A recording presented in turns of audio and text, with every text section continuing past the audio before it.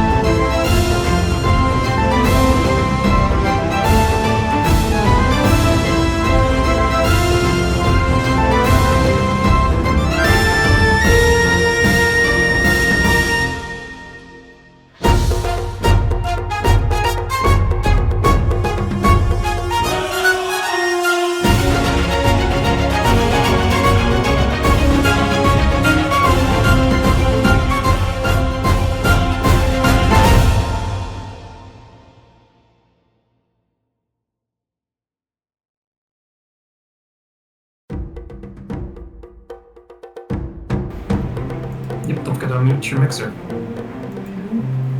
That way they can actually hear it. I don't need to do that. Well. Yes. Hello, everybody, and welcome back to Derps and Dank Places. I'm your host, the all-powerful, all-seeing, all-cholesterol, three-eyed pigeon, but my friends call me Fergie. I don't know if anyone else is here, but let's just go down the line and get ourselves introduced. Belgar! As the last shall be first, and the first shall be last. Tell us about yourself. Alright. Yes, I'm Belgar, the Dragonborn cleric of the group, trying to keep these derps alive. And we'll see how it goes, because currently we're about to get into a fight. One of you is. Anyway, Yes. speaking of the person getting into a fight, Entropia, tell us about yourself.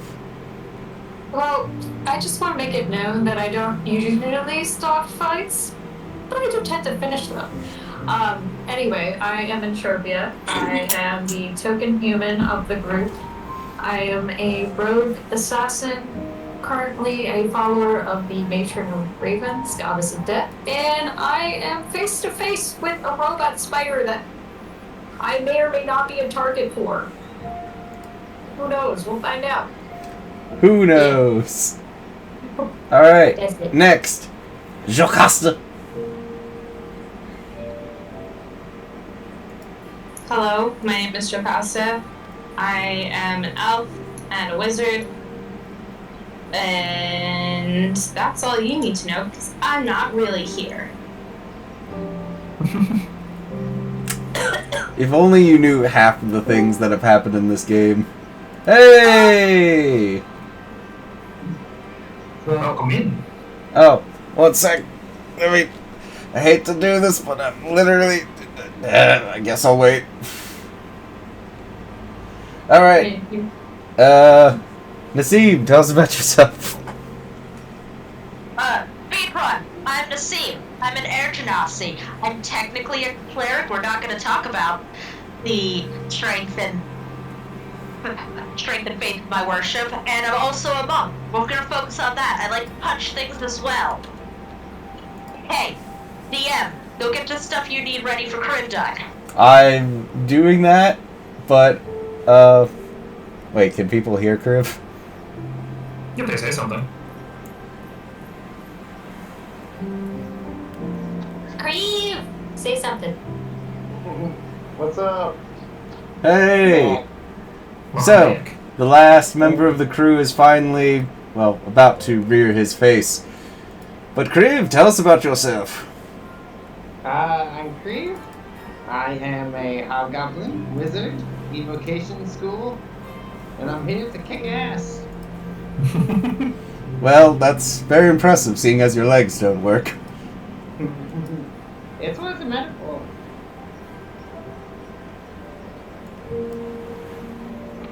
Alright. Sorry. Doing things behind the scenes, wizardry and magical pigeon stuff, so bear with me for the briefest of moments. Was there anything we wish to announce or say before we got started? I mean, anyone who was here last week can now see that the ship map looks much more filled up and not just a set piece. Ah, yes. Should be better on my screen, too. I still have on the other picture. Nice boat. It's a good boat. How do I add the reactions for Crave? I'm forgetting. I'm spacing. Create a source, Yes. and then it should be under the browser source. Yes. And just create a new one. Just writing Criv this time. Yes. And then you just use the link from the site and you're good. And I have that.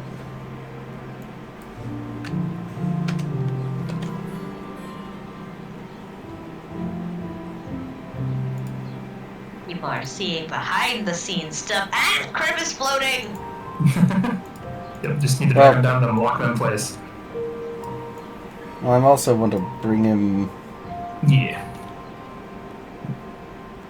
I'm Also have dragging him not down sitting to so our level. prettily on his nameplate. What do you mean? He would. Alright. That should be all. But Yep. There you go. let's get this ship a rolling. So, when last we left off, Entropia, while the rest of the crew was getting accustomed and questioning things that of course will have no merit to the greater story later on, coming to no conclusions whatsoever, you decided to go investigate the ship further. I'm trying to remember what precisely you were looking for, but I'm pretty sure this wasn't it. No, it wasn't. So Entropia last time was looking for a more private spot to try to get in contact with Fenma, and she didn't really hear anything from him, but then she heard something fall, and it's that whole thing of when you're in a dark space and it's silent, minus, the water creaking the boat underneath, but then you hear something fall. And then Robot Spider came out and said target acquired. And that's where we left off. Yeah, So, it's fine. I need to change the ambience a bit.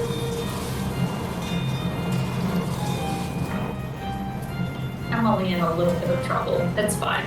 Just a little bit. Just a little bit. Listen, I'm at full health. All my shit has been reset because we've had at least a long rest since before our hiatus. So we're good. You're pretty speedy too. I am. My movement's 30. Well, yeah, but you can do bonus action, disengage, and then dash. I can get out of there. And just be like, see ya. Bye.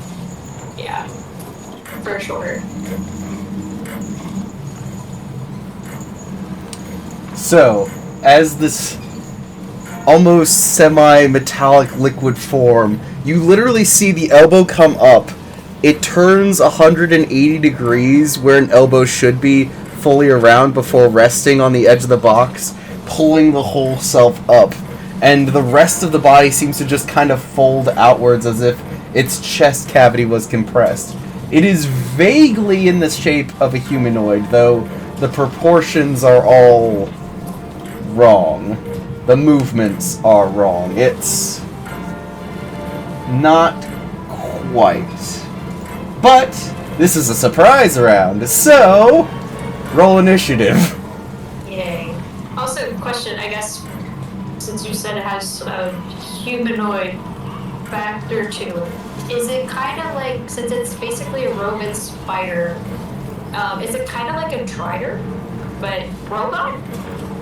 Well, less where a Drider has a lower abdomen, which is like a spider. Imagine its ribcage literally like folds out to legs, so it's like center point. It's like kind of like a centipede, more than like a spider necessarily. Oh, I hate it. Oh, I hate centipedes. I hate centipedes so much. It's fine. Oh boy. Yeah. So, Entropia, what'd you get? I mean, we do my roll. Because I have a pretty good initiative. I say that, but I'm gonna roll like shit. That's a mood. That's not terrible. 16. Alright, let me roll for him on this handy I'm dandy. gonna add myself to the... Yeah, I'm gonna add myself to the initiative tracker just to make it easy. Alright. Let me add him. He rolled slightly better than you. I guess I should name him to add him to the initiative tracker.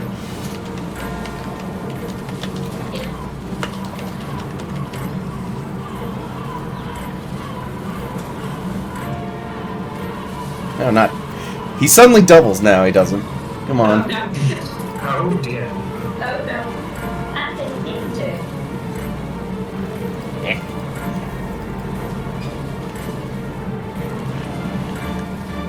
This is fine. Dang. Why is the initiative tracker is the initiative tracker bugging for anyone else? Or is it just me? Not for me. I don't know what you mean by bugging. I mean, Well, if you look at the top corner of the screen here. What was that? Never mind. I'm good. I've got this handled. But it will go first. Okay. So, Entropia, as you literally begin to lurch back as this thing literally folds out and just walks forward, it raises a singular hand and suddenly it talks. No need to run from me, child. I'm here to help you. And then it will jab its finger forward at you. Do I recognize that voice or no? Do you wish to use your action to see if you... I will say, what would your passive insight be? My passive insight would be a 10. It sounds vaguely familiar. Okay, fair enough. Well, I could use the red. I could use my action, but I'll wait. I'll wait until it's done with its turn. Alright, so...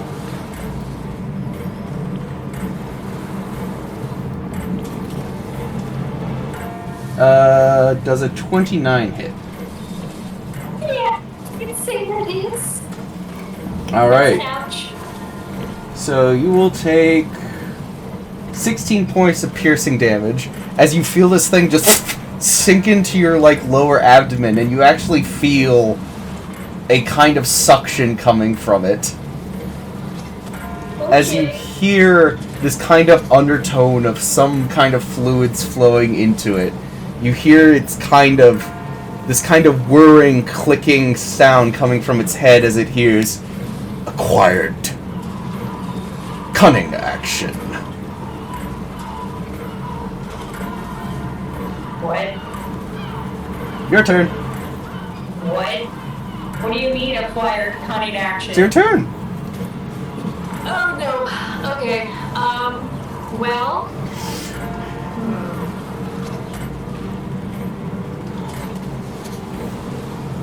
Okay. It's completely dark in here, isn't it? I believe you did have a lamp. Okay, there's a light. Alright, so there's sunlight to it. Okay. Okay, I'm just going to... You know what? Because I'm gonna need friends. I'm going to use my once a day dimension door up to my friends. Okay. So, do you just go directly upwards? Do you, Yeah. Alright. Well, I know where my friends are. So I go back to where they are, and I just kind of appear. Alright, so, as all of a sudden, you kind of... as all of you are just kind of, enjoying your booze, suddenly, Entropia just appears in the middle of the room, scrambling around as you see this massive puncture wound in the center of her chest. Guys, we have a problem. What did you do? In the cargo hold, there is a large robotic spider thing. She looks over to Jocasta. As soon as you say that, you see Hush immediately put down the potato he was working on, and he stands up and starts walking towards the kitchen. I think it's related to the logic leg. It's in the cargo hold. Hush disappears as he apparently walks up the steps to another part of the ship. I mean, if it was in the cargo hold and you left the cargo hold, I think it's fair to assume it's probably not in the cargo hold anymore. That's pretty big. We'll know when it's coming. Good. Let's blow it up, guys. You hear...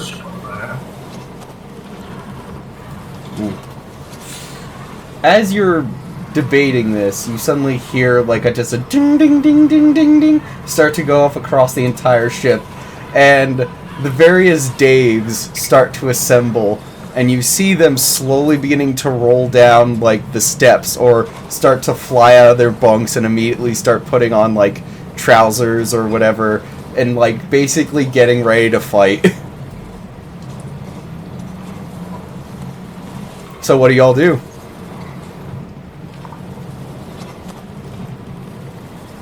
Out of game question. What are the Daves that they're rolling around, or was that a figure of speech? I refer to the general NPC crew, which I will not bother to come up with names with, so do not ask me. I call them Daves. They are all Dave. As far as you are aware, they are all named Dave. Got confused for a second. That's all. Thank you. The Daves are here. So yes, Daves will start spawning. Amazing.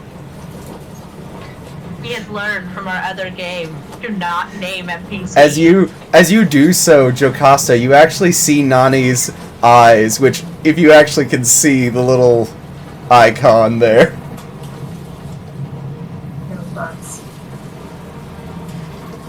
Their eyes kind of look over as they pick up a kitchen knife. Oh no, they're back. So, They're back. the shining ones are back. Not good shining. And Nani immediately reaches up and closes the front latch that like of this like little serving area here for the galley.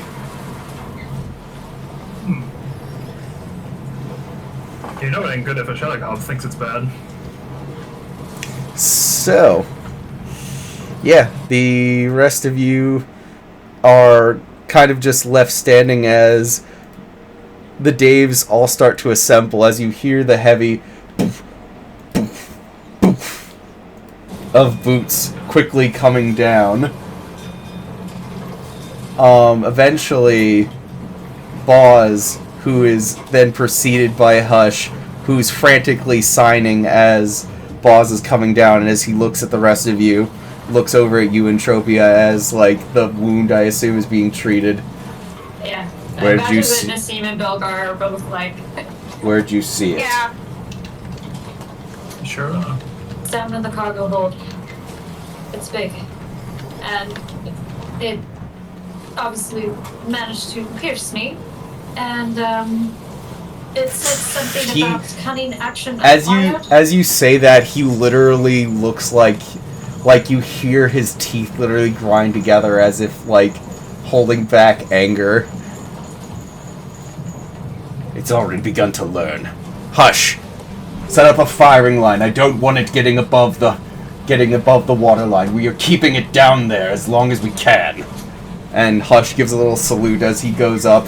And the Daves actually begin forming what appears to be like basically lines of squads with guns just trained to where the entrances and exits to the lower decks are.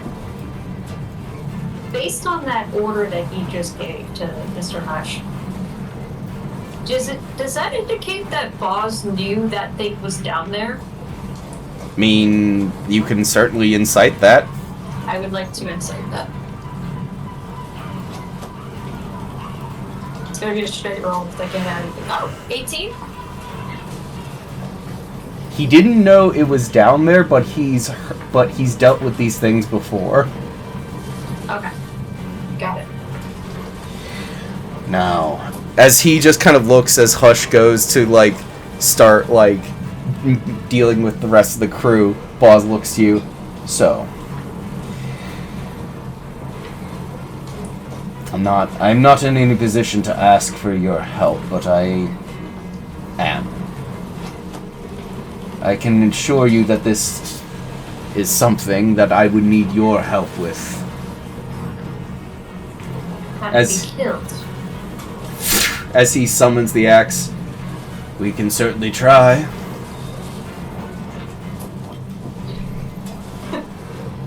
She just kind of gives the look of that's not very reassuring, but fine.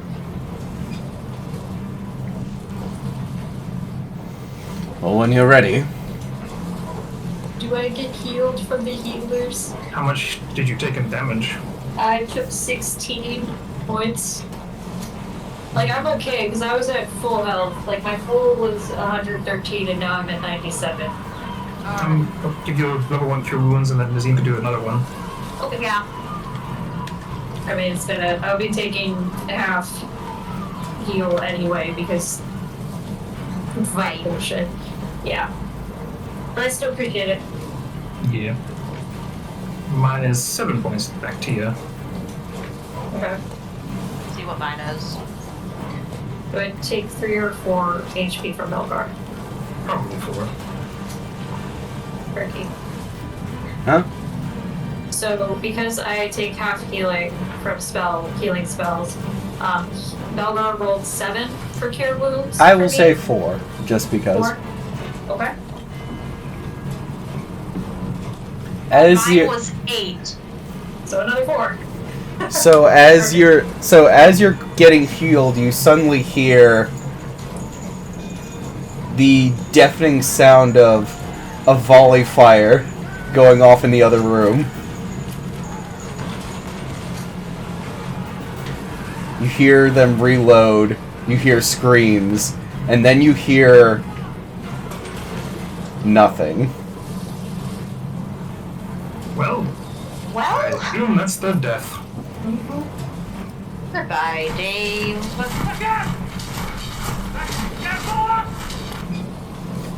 So, what do the rest of you do as Boz is just like, well, unless you are doing anything. And he runs by and he slowly, like, cautiously puts his shoulder up against the wall as if listening for it. What do we have? I'm going to bonus action hide. I'm going to do that. I'm gonna make my way towards I guess this entrance down below. I'm going to hide back here. My stealth is a 25. Yes, Jocasta? 2 questions. First, is the direction that the gunfire came from the side that Boz is on? Yes, this way. Yeah. Second, can I just someone- realized you can all see invisible characters, so... Yeah. Oh, on the stream. None of you look at the stream. I'll look at Corey's stream. Yeah, mine is player side. Red is for stupid, blue is for stupid, red is for bigger stupid. Alright, so... what do y'all do? Well, we're waiting to see what level of stupid Joe's about to do. Oh yeah, we're flipping a coin. Now I don't... Oh, Blue, okay. Less stupid. You said we were having a drink, right? yeah? I would like to seize the bottle of vodka and then sit at the... Oh, that's the stream, not... Hold on, let me get back to Elder. Sit,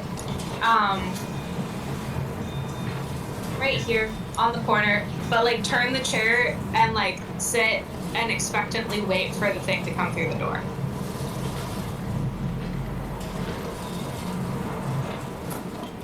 Are you gonna throw a Molotov cocktail at it? No, that would be a waste of vodka. A less stupid option. Alright, we're about to move up with Boz. He gets his shield and sword ready. Roll me perception check. Alrighty. Let's see, what is my perception bonus?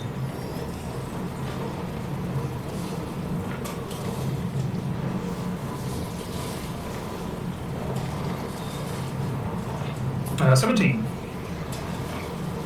You hear...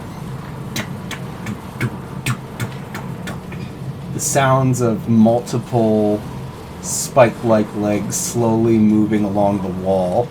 You hear it kind of crawl upwards over you, kind of above, across the other side of the wall where the door is. Sounds like it's going up, boss. It's usually how it works. People don't tend to look upwards. Have anything to surprise it? Looks over to Joe.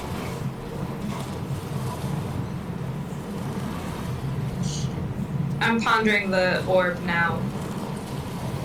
I don't have an orb. His one eye rolls. I do have a chromatic orb.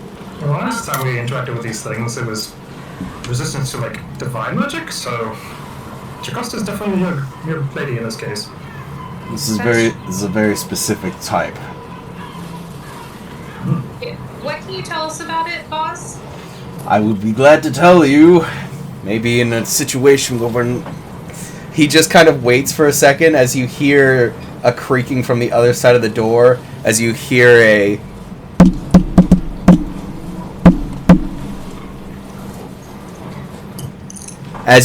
Entropia's voice coming through. Excuse me, darling. I don't see the need for all of this hostility.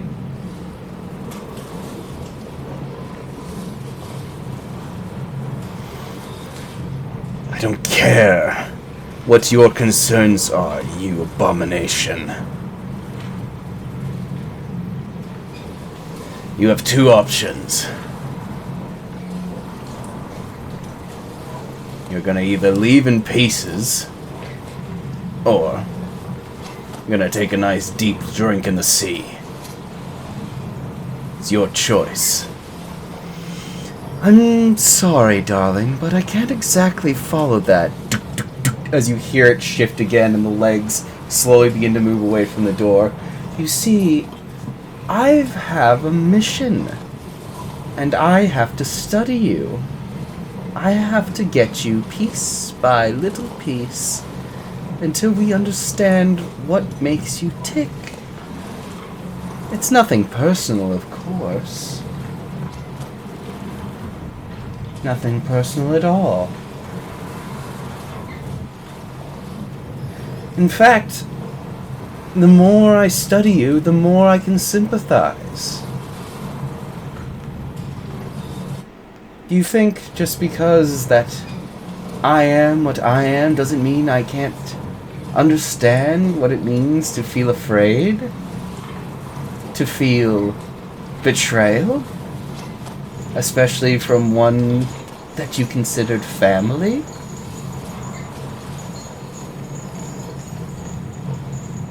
I never had a father in the traditional sense, but I've had people who have lost my trust. You know, boss, we should just knock down his door and kill it. If Wes keeps talking. Agreed. And Boz just shoves his shoulder in, and as he does so, you hear a as a gunshot literally shot across and blows Boz back about. Well, let's first see if it hits. So yeah, a fucking natural 20 on that. Oh dang, that'll hit. Ow. So Boz is going to take 32 points of damage as the gunshot rips through his shoulder and he kind of stumbles back as the thing just stands there, and you notice its hand kind of slowly like gone from the shape of a finger to a gun or a long like tubular shape. Well, it seems the time of negotiations is over. As you see its hands go out to either side, and it seems to almost bow to you, Belgar. The rest of you can roll initiative. Am I keeping mine? Yes. Okay.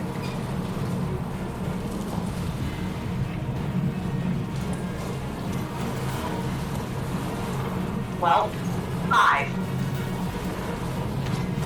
I'm doing just about as great as you are. Excellent. Great. I got a 9. Hey, so far so good. Guess we'll have to wait on Kriv. Alright, so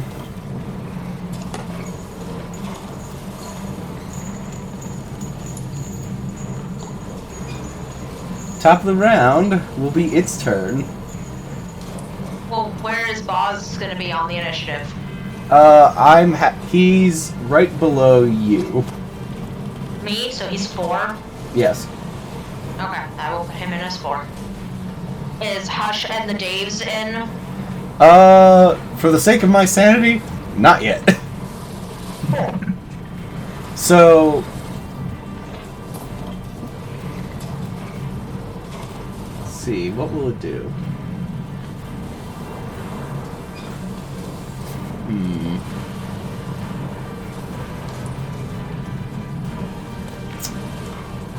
I think the first thing it will do is that it will use a bonus action as you see it actually reach down to where its ribcage is, and as it opens up, you see the little like feet start to poke the air as if it's knitting, and you see it slowly materialize this ball made of light, which it pulls out of its chest before letting it float in the air around it. As you see this small circular orb of light that suddenly turns hard and then to a glass-like substance.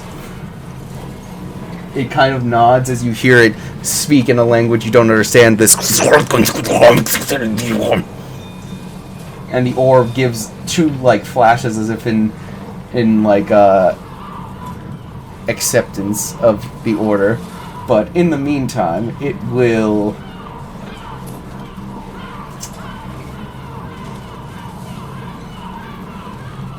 it'll take a cunning action and dash back down to the lower deck.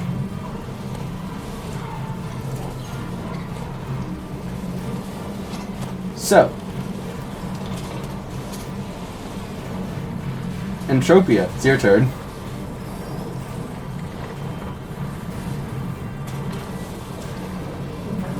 So, I mean, I'm assuming I can't see this orb from where I'm currently hiding. Not where you currently are. Okay. She's just gonna kind of like do that, like she's creeping around so she can get a visual into the room, so that way I could see it. Is this like glass orb like floating? Yep. In air? Yep.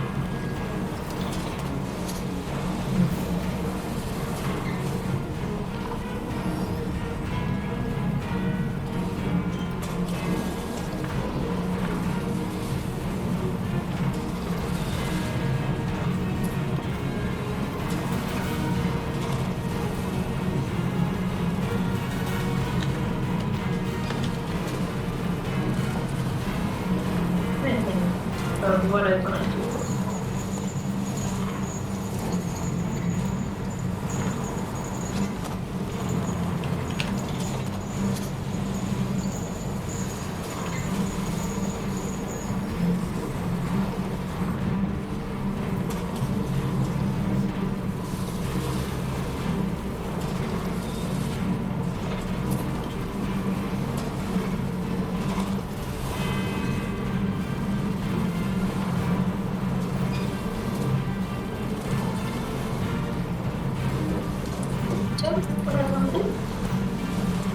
Well, gotta think quack. Thunder quack. Think quack? Think quack. Do what a duck does. You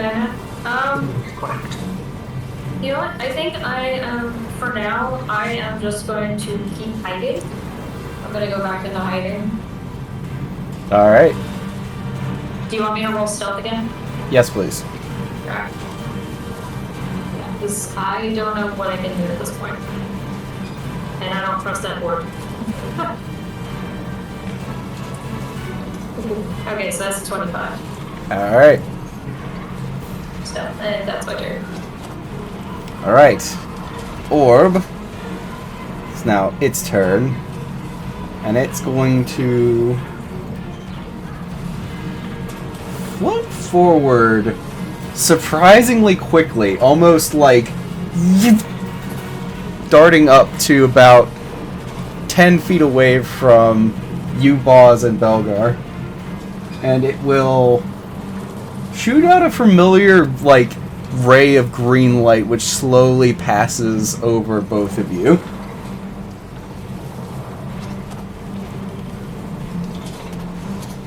Have you encountered this before, boss? Not for a while.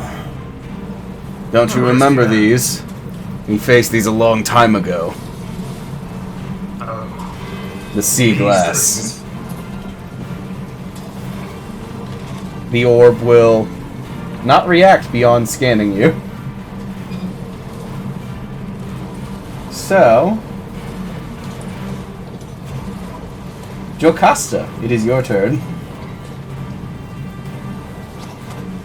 So you're confirming that these are the orbs we encountered on our way to Sokola? These are the sea glass orbs, yes. No one's surprised. I would like to detect thoughts it. Alright. Look, this was the first time it happened before. I have to give this team an opportunity for a full circle. Alright, so Jocasta, as you sitting there with your bottle of vodka, you just reach out your like senses and just immediately grab onto it, and you're brought back into a similar kind of distorted normality to what a normal mortal mind is. You see a series of what seemingly binary thoughts, yeses and nos, information that is passing at an alarming rate as you see it slowly beginning to accumulate small bits of information about Boz and Belgar. Granted, it's a lot slower because in this your perception is slightly different.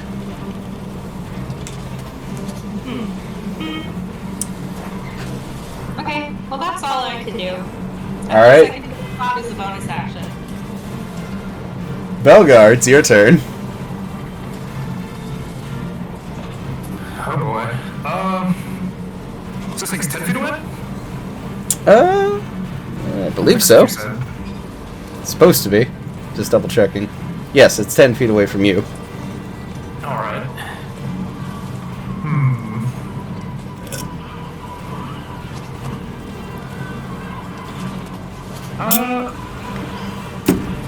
I'm gonna try. Let me see if I can find a spell first. So I didn't actually have that pulled up in the moment.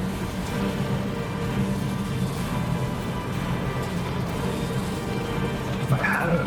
I guess I don't have it on me. Well, that's a problem. Oh well.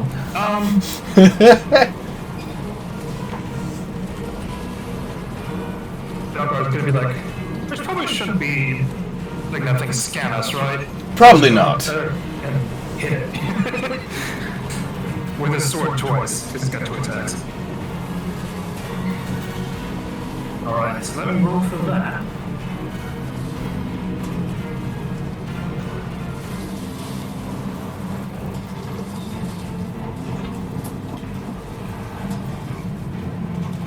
Does a 17 hit? As you... the thing dodges out of the way, like it just lifts up with the minimal kind of... Tricky little bugger. Alright. And then the second attack will be 19. A glancing blow. Glancing blow. Is your blade Contact magical? me. Is your blade magical by any chance? It is. Alright, good to know. And it'll do. Let's see. 1d8 plus 7.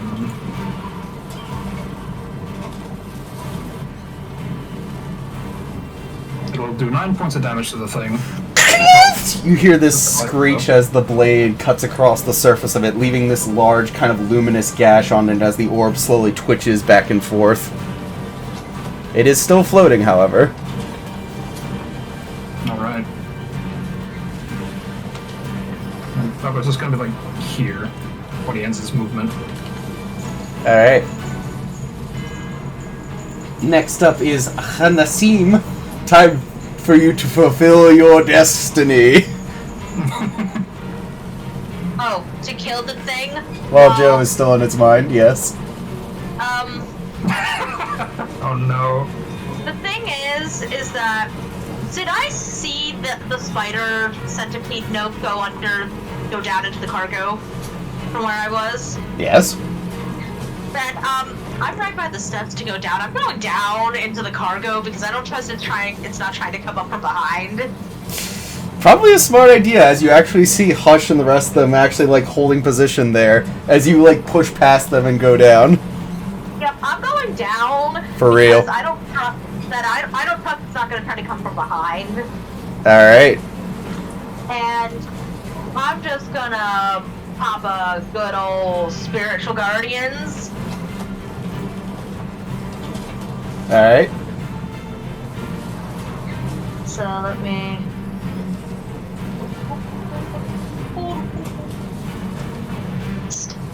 That and do. But is there anything else you're doing? As of right now, no. I'm gonna just be here. I'm currently making my little thing for my guardian.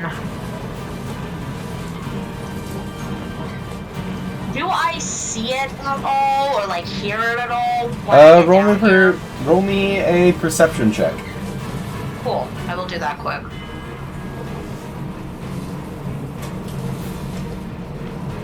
Part of me's just like, how close is it to me?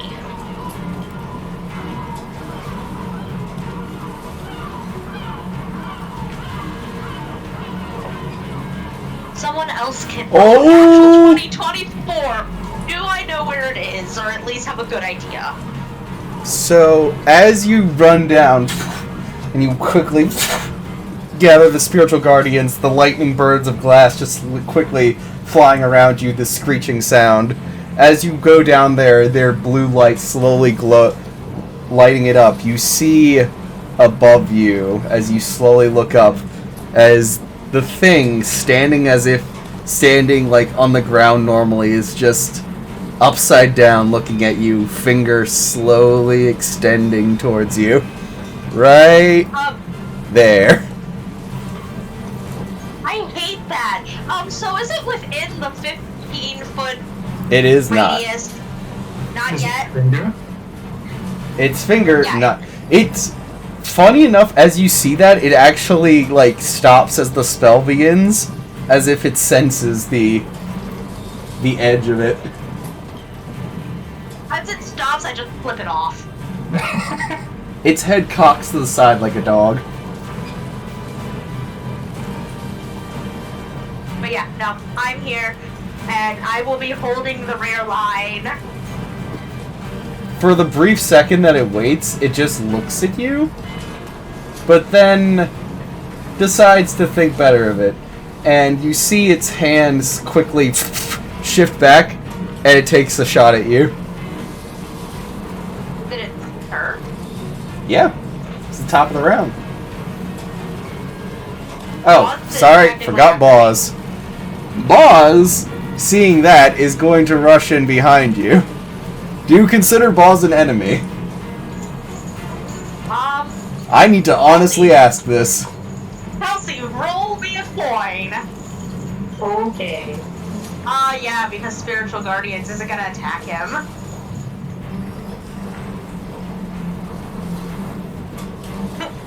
Face. Yeah, the coin says yes, I'm still mad at him. Alright, do I roll a wisdom save for him? I'm pretty sure, let me just double check quick, it's been a while. This is funny. This sucks, but this is also funny.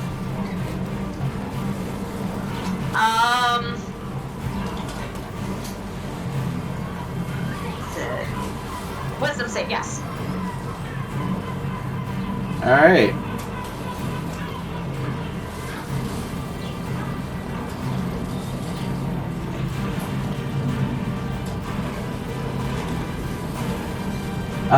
Does a dirty 20 succeed? He will take half. Alright. And you know what? For the sake of this being a logic plague thing, I'm gonna say that this is radiant damage. As he walks out, it's like, "Ugh! Ah!" Hey, so he just takes 4 damage. Yeah, but he's still, "Ah!" As he's coming down, he's just like, what the hell's girl?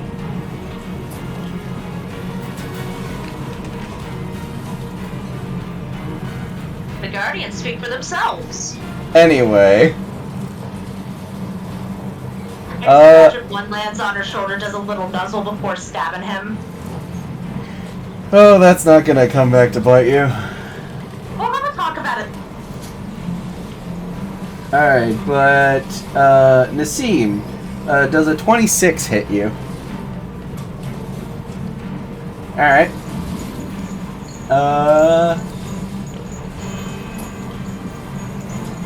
That's going to be 17 points of piercing damage as a bullet rips through your shoulder.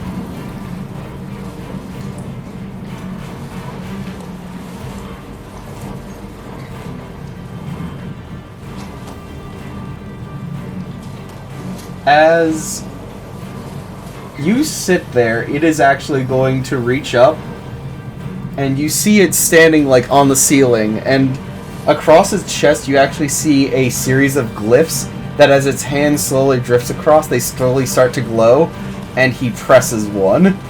I need you to make me a wisdom saving throw. I don't like that. Okay.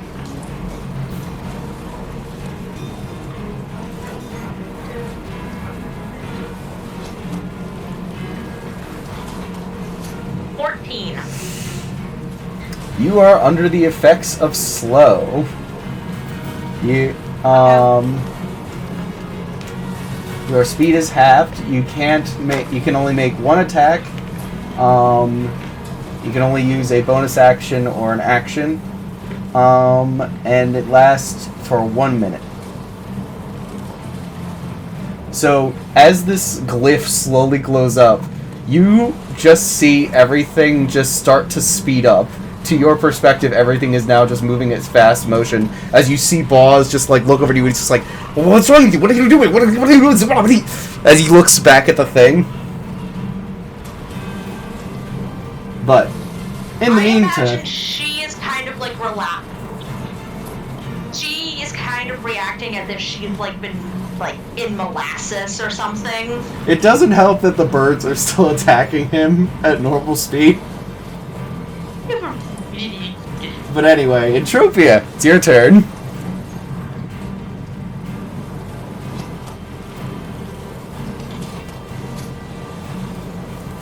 Okay. Knowing that well, I don't know that he's currently occupied. But Entropia is going to. Okay, how far away is this? How far away? Okay, cool. I'm going to get on the other side of this orb. And I am going to attempt to stab. Yeah, You can certainly stab. I'm gonna try to stab. Though, if it's an orb, can it truly be flanked? What side's its front? What side's its back? We're not getting into that. It's I'm a on the ball. other side of it. I'm flanking it. It's getting sneak attack. Damn it. I'm going to use bookmark specifically. All Which is right. a magic dagger. Okay. Advantage and save.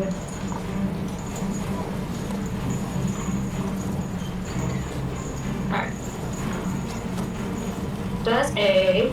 Oh, jeez. Does a 17 hit? As you run up and you just kind of slowly lift up, you just... A shiver just kind of runs down your spine as you just feel the thing. You feel like the thing could be there. It could be watching you through this. And at the last second, the orb floats out of the way of your knife coming down. Well. Alright.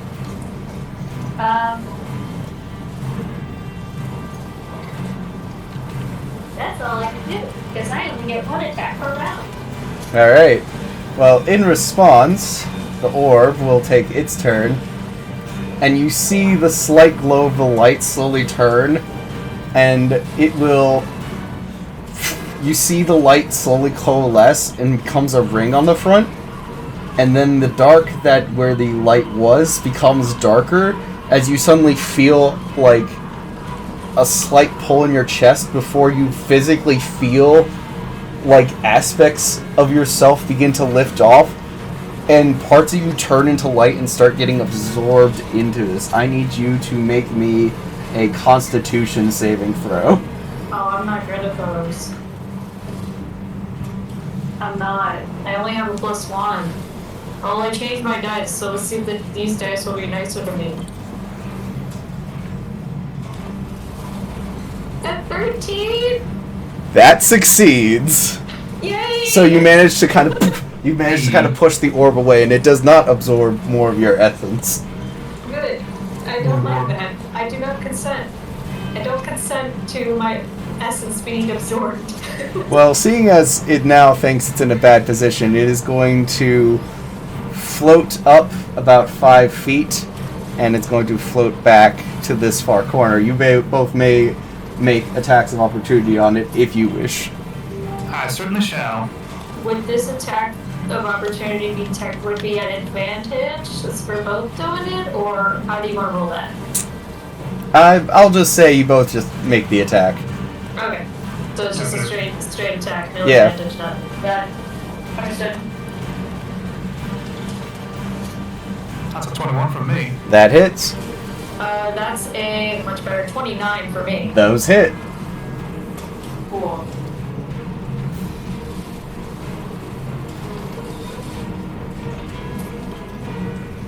Uh, 11 damage from me. Very nice. Another large gash of light is taken out of it 10 for me.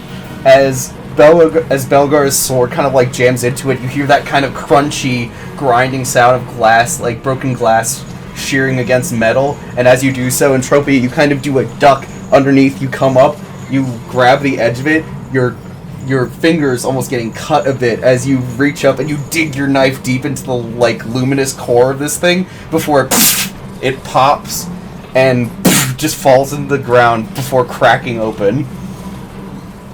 It is a big dead. And I just gather up the remains. As you do so, you actually see the same particles which made it. It slowly begins to dissolve back into the light from whence it was made. Okay. So as you begin to gather it up, like the chunks of glass just slowly like turn into particles of light and drift away. Since it was a summon, technically. This is true. This is true. Wasn't sure. Okay. Alright. Yeah, Jocasta, it's your turn.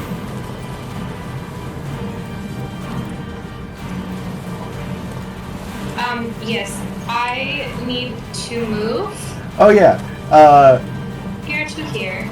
Well first, do you want to know the information you managed to gather before it died again? Oh, it died? I Yeah. didn't know You that. did. Yeah. Thanks, guys. It's alright. It's okay. So as you're analyzing, you see the information slowly beginning to fly up. Roll me an Arcana check.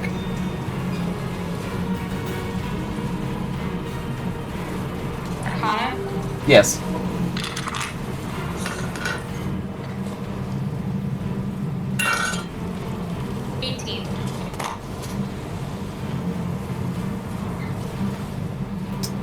You specifically see, or at least you're able to glean that the information that they're sending had something to do with Entropia because it said descendant of subject 197. And as you were about to read more, that's when the connection cuts off. Interesting. Does that ping anything for me at all? Maybe, but your mind is brutally kicked out of it as you once again see the ruins of its consciousness crumble around you as you're brutally kicked back into the material world. Alright, so instead of moving, can I do a shot? You already have the bottle on you, so I'll allow it. There you Now go. my action. Alright. And my turn. Belgar, it's your turn.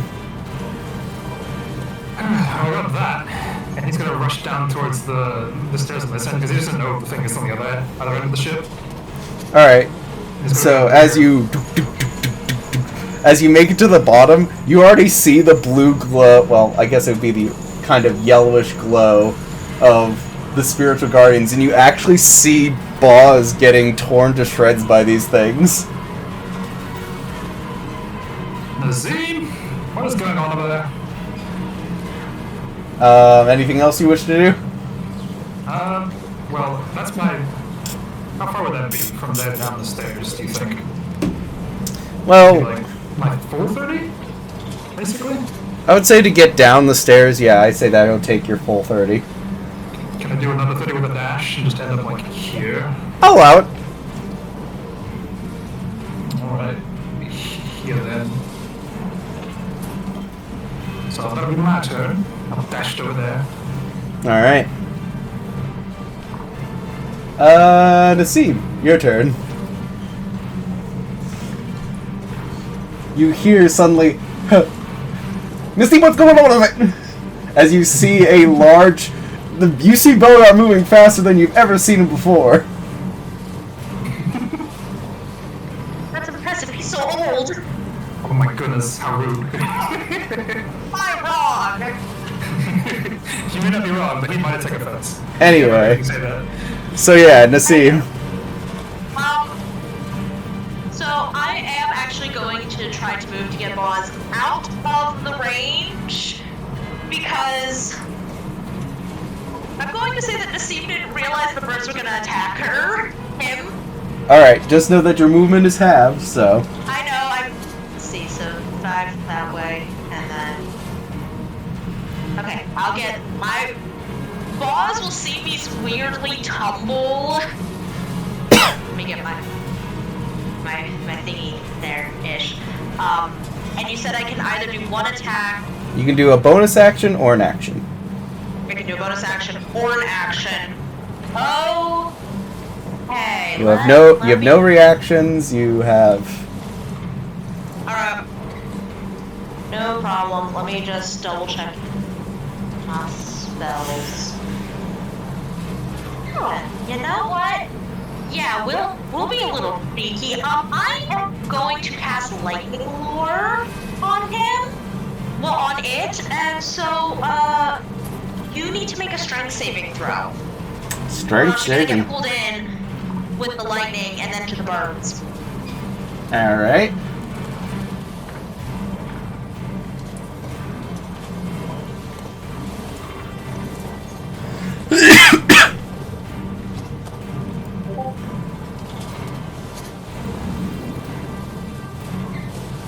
Does a 10 save? No. Alright. So it will get pulled up to 10 feet closer to me. And let's see, what is my level at? My level is that. So it will take the 3d8 lightning damage from the lightning lore, and is it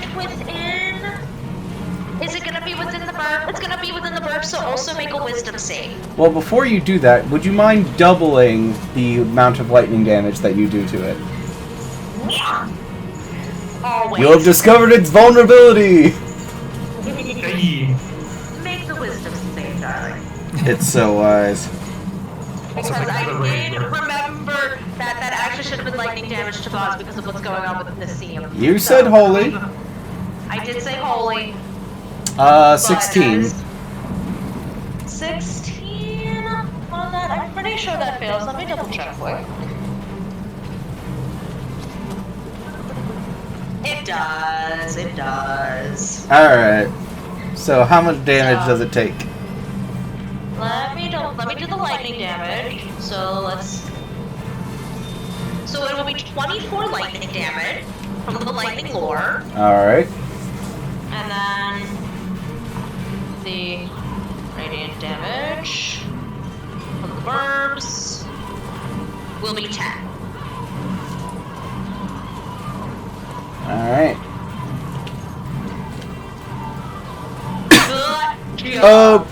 Weird question, unrelated. What's your highest monk ability you currently possess? I think, let me check. Or what level monk are you?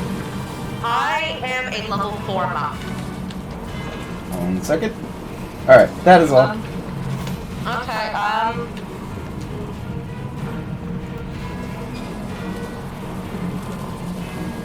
I mean, she can deflect missile.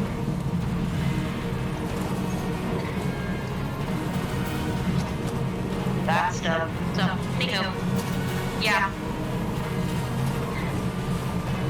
The Buzz and Belgar hear her in slow-mo say gotcha bitch. Alright. Boz, who is slowly pulls himself together as blood begins to drip down the side of his head. He's just like, I'm putting an end to this. And he reaches out his hand, and I'm going to have him cast. Where is it? Where's the spell? I need that Eldritch Blast.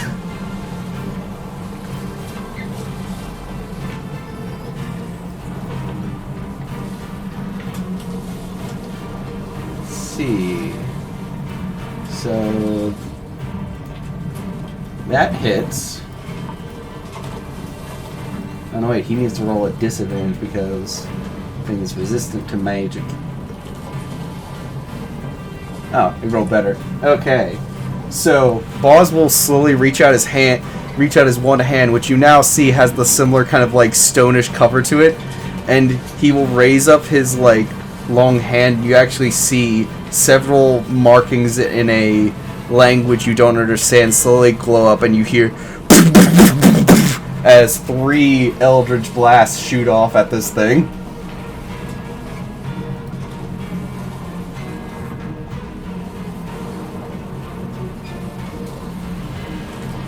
Oh no, wait. Yeah.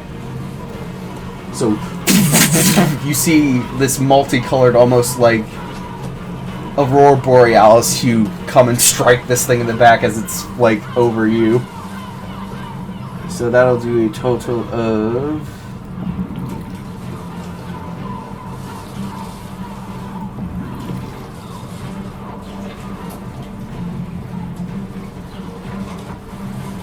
34 points of force damage as this thing lets out this kind of like metallic groan as it turns its head around.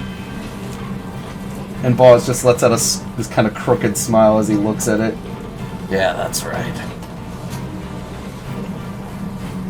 Alright. Top of the round will be its turn. And it will take... Make the save for the burb. for the burb. 13? No, it will take some more damage. It will take 9 damage. Well, I believe the good unit has learned that it has bit off more than it can chew, and you see it slowly reach up. Well, to you it reaches up quickly, and it strikes another rune. And it disappears.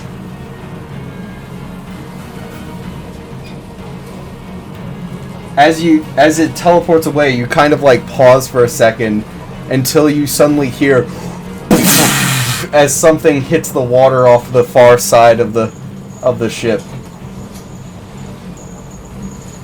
Does the slow spell stop? Yes, it does. And you guys are out of combat. Okay. Burbs will immediately go away. Do we all hear a very loud sploosh in Yes. the water? This thing was apparently a lot denser than its movement, like, laid claim to believe. I mean, Robin. Yeah. Entropia is immediately, if there's like I don't know if there would be a window on this level. On this level? Yes, there is a porthole near this part of the crew meet. So actually, if you get up on the table and you look over, you can see on this side. Fizz actually helps you up as you go up there. Yeah, she's driving on the table, looking out this little window. You just see the initial ripples of the thing as the waves just begin to rise and fall. It's gone. Fizz just looks to a Jocasta. Well, shit. Would now be a good time to search my brain for what subject 197 could be? Sure. Who has the bottle at the moment? It's either Entropia or Belgar. I think they're the two that usually have it. I think Yeah. Bell's the last one who had it. Yeah. Yep, yep. That means probably Chris gonna show up here in a second. Yeah. So, as this is happening... Sorry, I literally blanked. Who just said they had it? Me. Alright, so, Belgar, as you slowly kind of, like, walk up, Nassim is slowly coming back to, like, perspective and speeding up as you suddenly hear a familiar as Crib comes out and just crashes into the crates in the lower hall. I'm just gonna help him up. I'll go help as well. You always know how to make a great entrance. Now we can be easier. I mean- Fun. Crib, you can obviously see they're like still panting, and Nassim still has a gunshot wound to her like shoulder. They just were in something. You could have clasped my hands and said, "What did I miss?" We got attacked by something strange. Probably logic plague related. Weird spider centipede metal note.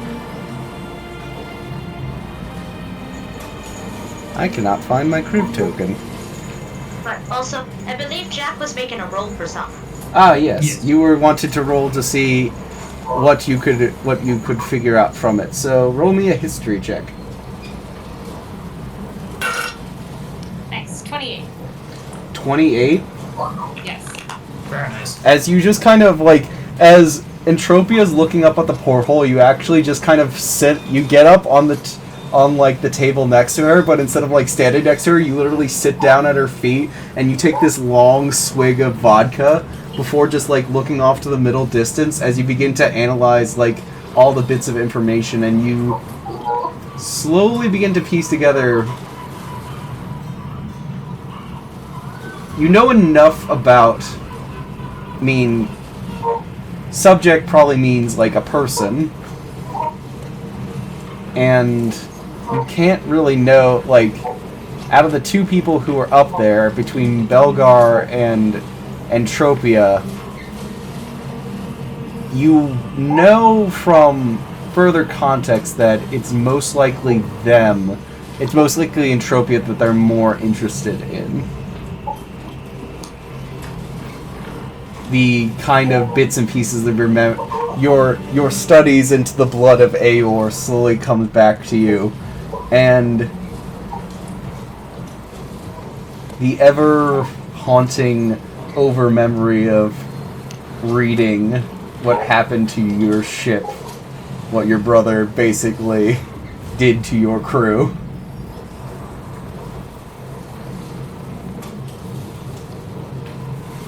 It's a memory, it's a relic, it's a thing of the old world, and it's collecting something. It's collecting people, it's collecting, and then it clicks.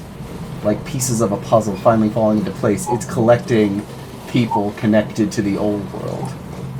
The blood of Aor, the descendants.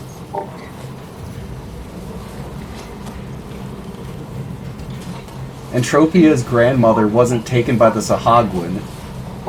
She was taken by them. Now do you tell her? No. Of course not. What does that Oh have my to do goodness. with her? Your brother went north to where Aor was. Right. Oh, okay. Gotcha. I missed that connection. Cool. Don't worry, I have trouble when I'm playing people a lot smarter than I actually am. Shots fired. No, I didn't mean it like that! I'm sorry, no! really stupid. No! I'm saying you're not I'm saying you're not like a level 20 genius. This isn't working. You're making it worse by doing No! as the pigeon just screams. Oh, jeez. You broke her. She had to put herself. You're doing great, sweetie. Got over here laughing all over. For the fans, she is fanning herself. How much laughter there is happening. Well, in the meantime... I'm clipping that. You're never living it down. Oh no. Do we want to just cut ahead to everyone meeting back up in the crew meet and basically talking about what just happened?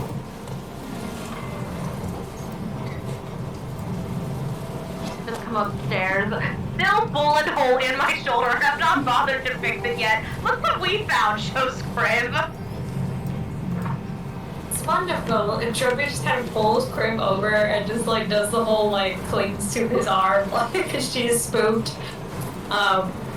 Darling, your shoulder. She just points at your shoulder and says, Oh, yeah. You have to like cure wounds it. Nope. Didn't mean to do that. Yeah, I'll just cast a cure wounds on myself and appropriately. I'm gonna use Dragula as Crib for the moment because I cannot find his token to save my life. I think, You go on. yeah, Gordon, you have Crib's token, don't you? Yeah, but he is... Do you have access to Owlbear on your phone? This is asking a lot. Yeah, I'm not gonna have him do Discord and try to do Owlbear. It's tough. Yeah, so Awesome. we'll just use his favorite car. Yay! That'll work. So yeah, Kriv slowly floats up to the rest of you. Fizz actually tips his hat to his little yellow bird just running across the brim. Good to have you back, Mr. Kriv. Good to be back. So, is it, like, how long till it comes back? Fizz just kind of looks over as he takes the chair, does like a spin, and he does the Will Riker, like, throws his leg over the chair and sits down on it. Boz just slowly, like, reaches up and starts stroking his chin. Don't know. They've been hitting us at random. Apparently, at least from what I could see down in the hull, that thing was hiding in our cargo stalls. Most likely, it was waiting for someone or something to set it off. Looks over to Entropia. I might have, when it, well, came out of its hiding spot, it said target acquired. And as it said itself, it was learning about us. So, the good question is, I think we can all assume who it was telling us about us. And you see Hush make this like gesture to his head as if like logic plague. Or like something similar. I believe you're right, Hush. This force you call logic plague. It's apparently something that has been taking a very long and ponderous time, but has become entrenched, as it were.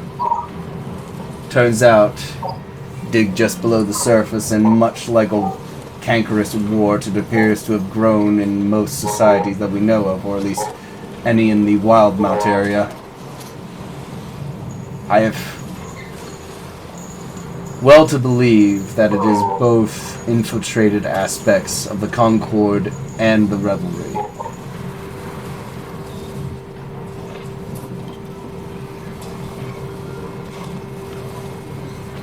The only mercy that we have is that it is a slow and methodical enemy. But I have little doubt that once it knows whatever it wants to know about us, it will not hesitate to crush us.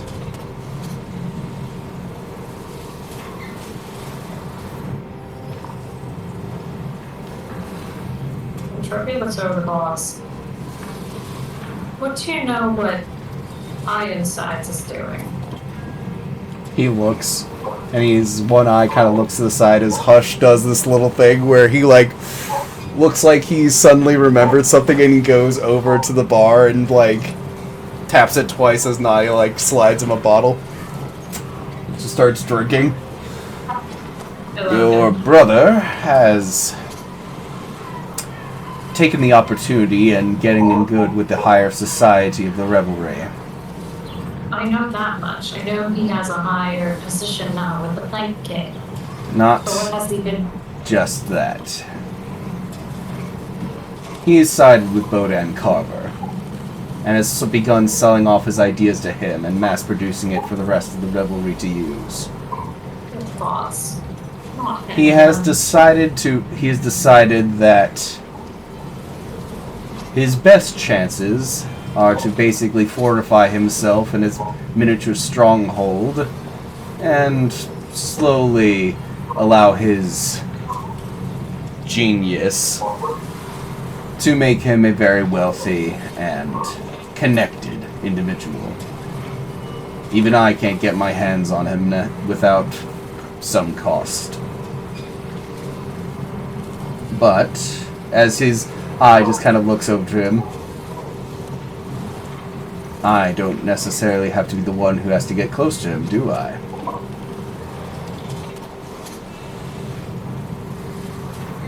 My brother? Here's the thing, darling. Did you forget about a certain, I don't know, family curse that's on me? I never said you had to kill him. He slowly walks over, his axe kind of going up on his shoulder. I know that you're scary enough that you could scare that little piece of shit back into line. I mean, you did it on the island for how long? Honestly, darling, I think he was... If he was afraid of me, interesting. Because he didn't show it the minute we left the island. But if I recall, he was more afraid of Grandpa than anything, because I reported back to him. As he says that, his finger kind of goes up and you notice it reach for a cord where you know the key to your family's thing is still on his neck. Sadly, we don't have access to your grandfather, so we'll have to be resourceful. Looks over to Jocasta. So, and kind of looks past her to Kriv as well. Do you two have any ideas?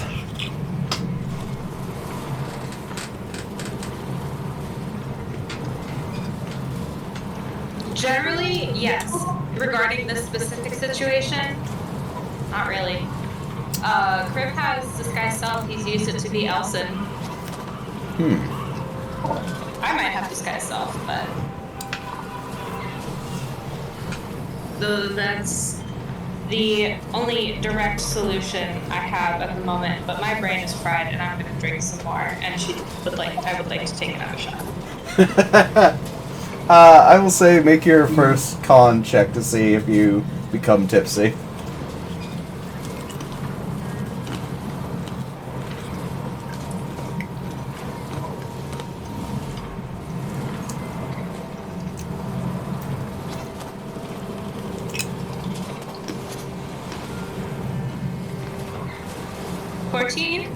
You're good.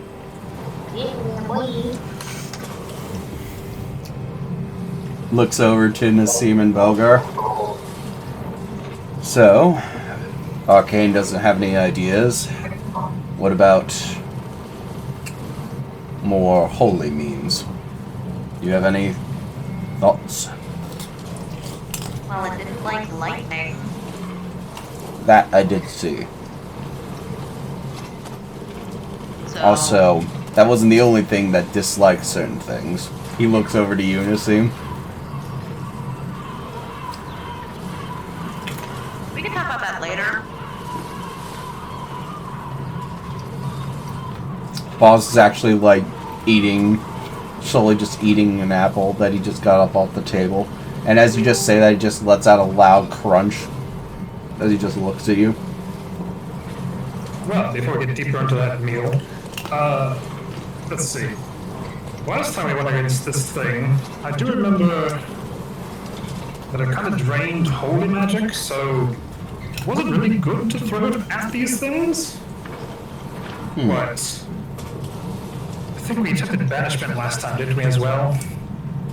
Can't remember if it worked or not. I don't think we were able to get it off. These things can be banished.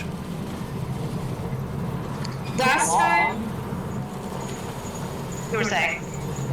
last time it was destroyed with either Shatter or Thunder Wave. I forget which spell exactly, but it was thunder damage, which was also very effective.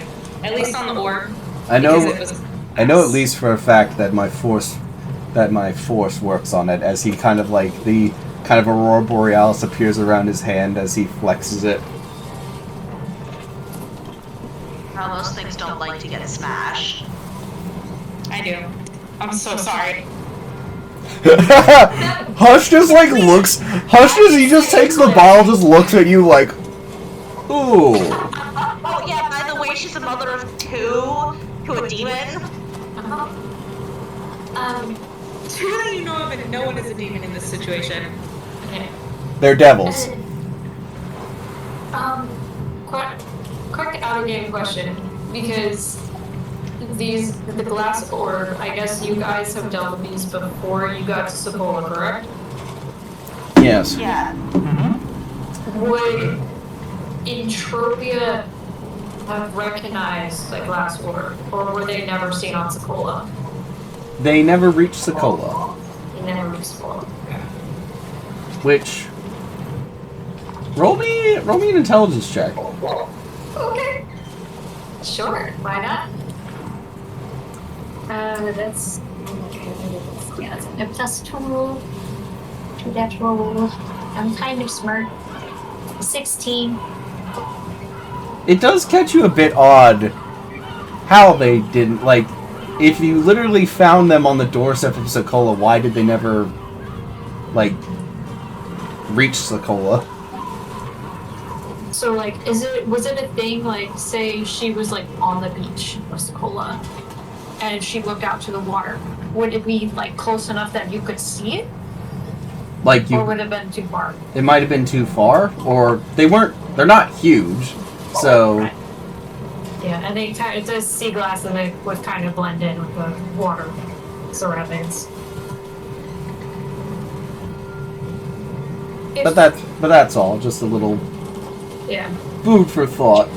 yeah, she'll think about that. While still clinging to her husband. As you are slowly, like, all gathering together, you hear footsteps fall down, and footsteps coming down the steps, and you see, like, Hush slowly reach for his weapons again before Boz just kind of takes his axe and just pats it over his hand like, come on now. As two Goliaths, taller than Boz, slowly come down. One male, one female. I don't have the specific token, so I'll just have to make do with... the female, you recognize as Vera Boz. Oh, we love her! Some of us got to know her very well. Uh-huh. The ship's clear, Captain. You see her catch herself as she notices the rest of you before her eyes look over to Nassim and just kind of gives a small half grin. Before you see another person comes down. Yeah, she searched really thoroughly in the bottom of that bottle of sherry that she had in her room, Dad. As You see what appears to be a taller and younger version of Boz. The only difference being a missing arm. A missing right arm. Like the whole arm, or like... Like, up to From mid... the elbow. Like, from the elbow down, gone. Okay.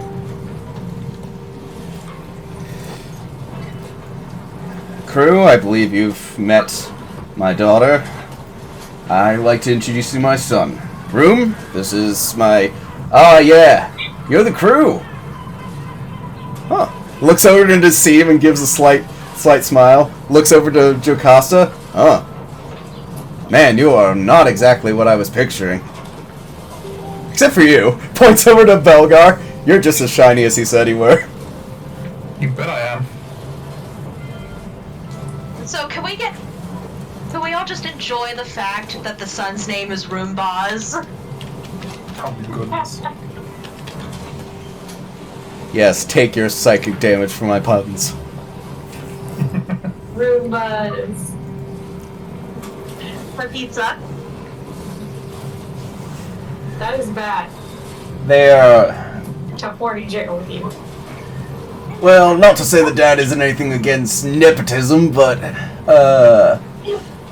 are you guys officially part of the crew, or are you just tagglers on? I just want to know if I should start kissing ass now, or if I should wait. We kind of got distracted by the metal note before that decision was made. The metal note. Haven't heard it called that before. I've heard most of the men say, "Oh God, what is that thing?" Or, "Oh my liver." Nah, never.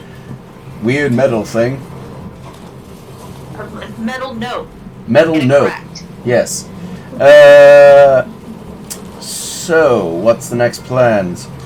We're going to do a thorough search of the decks. Gonna make sure there's no more of these, and everyone's going to have a buddy when we do so.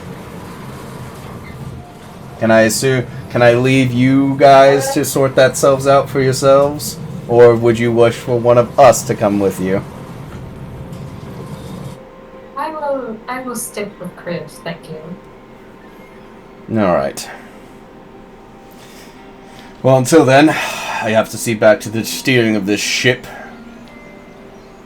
And he kind of gives a small nod before looking over to Nassim, and then looking over to Vera, who gives him an equally venomous glance as he goes back up to the upper part of the ship.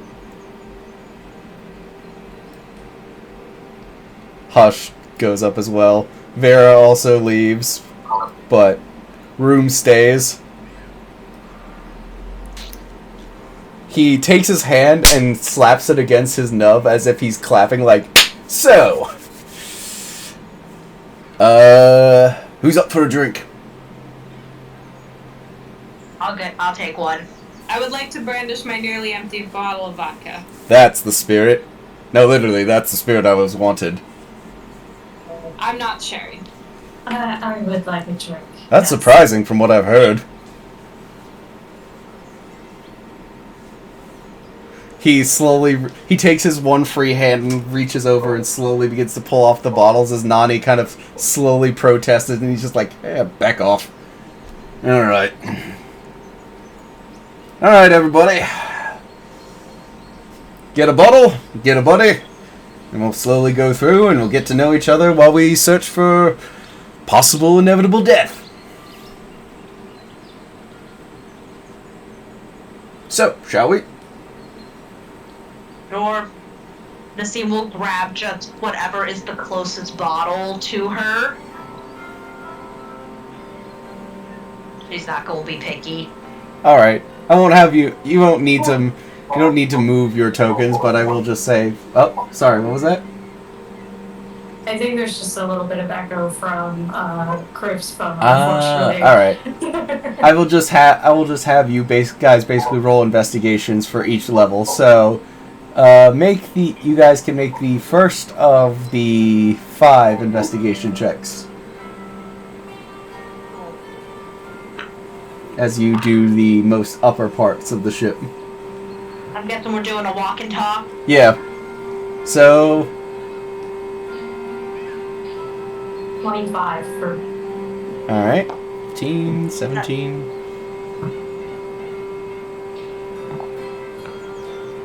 23. Alright.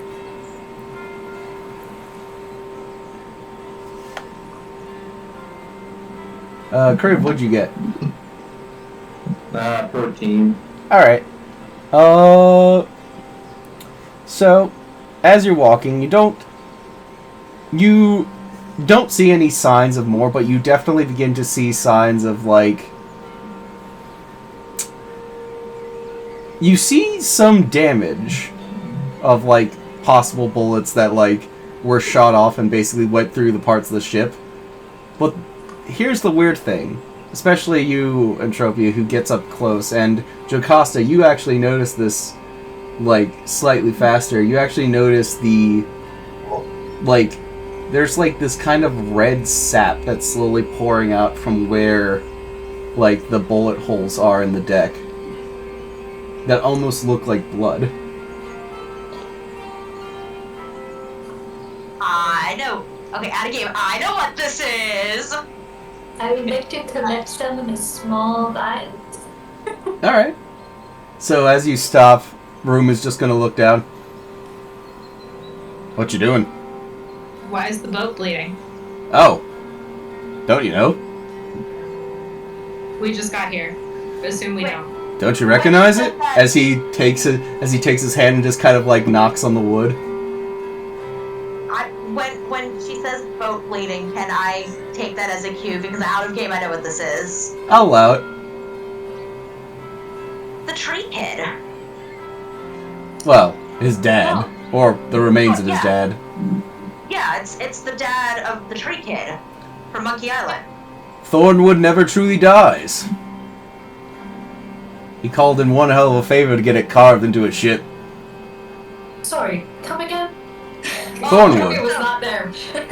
So when we first started this whole nonsense,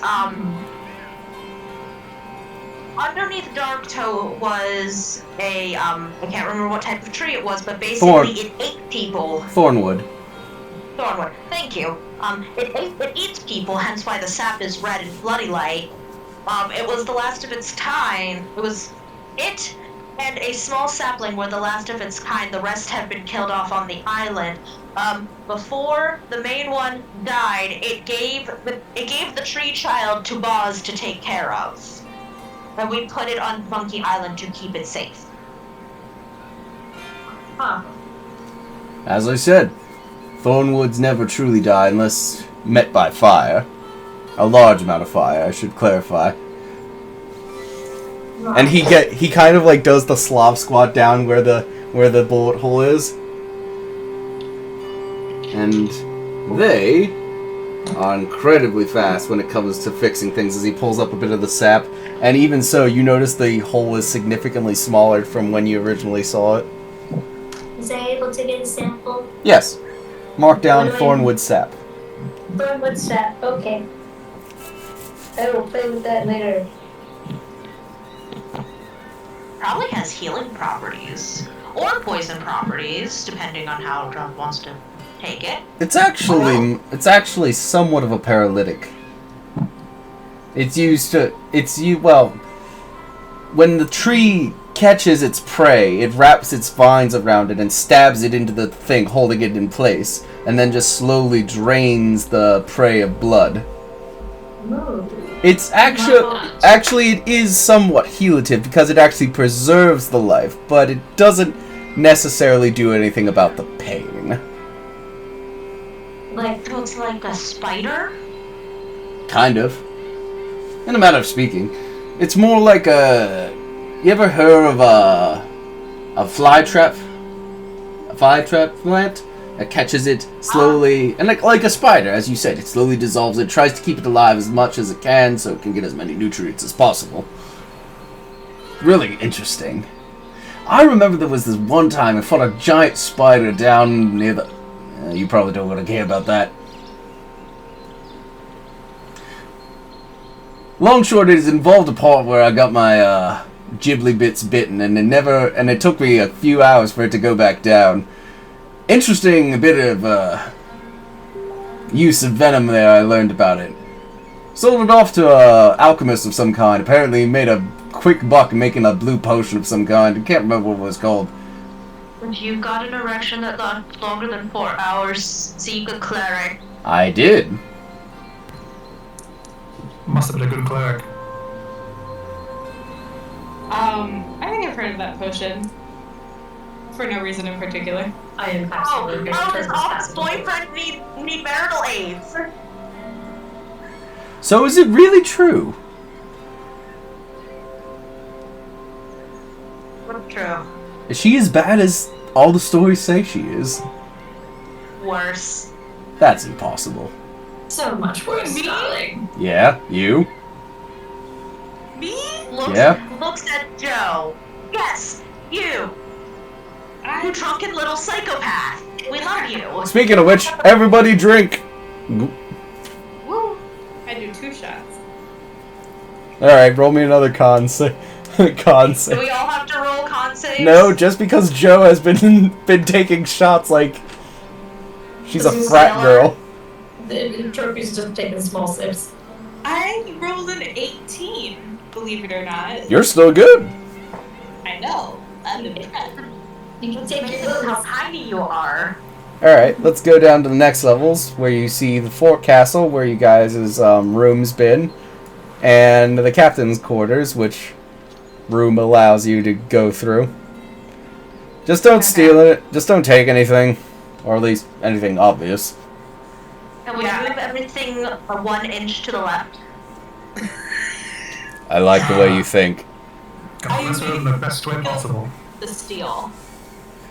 What? Can I do a snoop snoop? I'm gonna snoop. I want to see what he's got in here. Alright. Roll me an investigation check. Cool. And the rest of you can roll me an investigation because you're also looking for something, so you can take this opportunity to snoop while you search. I'm snoop snoop. I will say that the reason I failed is I Oof. focused too much on moving everything 1 inch to the left. That is still a 22. Ooh, for Belgar investigation. rolled well. I got a 17 for investigation. Just being a menace. 22 for Snoop. So you see a fairly fancy looking room. You see what appears to be a large desk with a chair for a humanoid larger than standard size. You see 2 normal humanoid chairs. You see a roll of some sort of parchment that's on the table. You see a vanity of some kind with a mirror and what appears to be some sort of like grooming kit on it.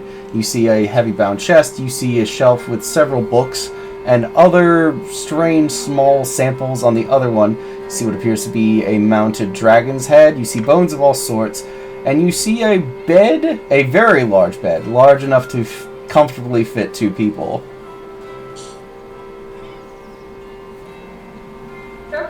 I would like to focus on you said that there was a shelf of like little samples of stuff. Yes. It would be this one right here. Yeah. I wonder what kind of samples are you talking? Roll me, you roll me your poisoner's kit. Okay. Yeah, I am proficient in that.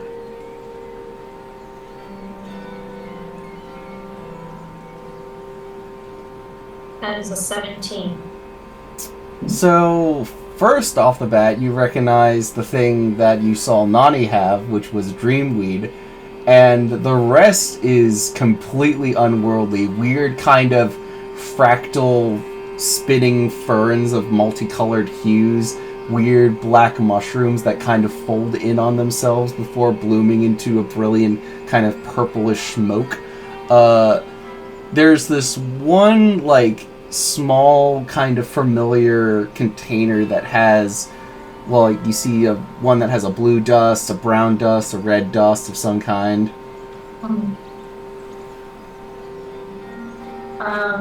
Do the black purple mushroom, do they look similar to the ones that we saw in the swamp? The death. Yeah, actually, they do. Are they the death mushrooms? They're the. It's the ones that you got Arthur to help grow with the. I was thinking when we were in the swamp. No, not that one. I meant the. So when you went down, when you met Sneak Cap, and Arthur was collecting those spore samples. That's what it is. Okay. Yeah. Okay. Now I remember.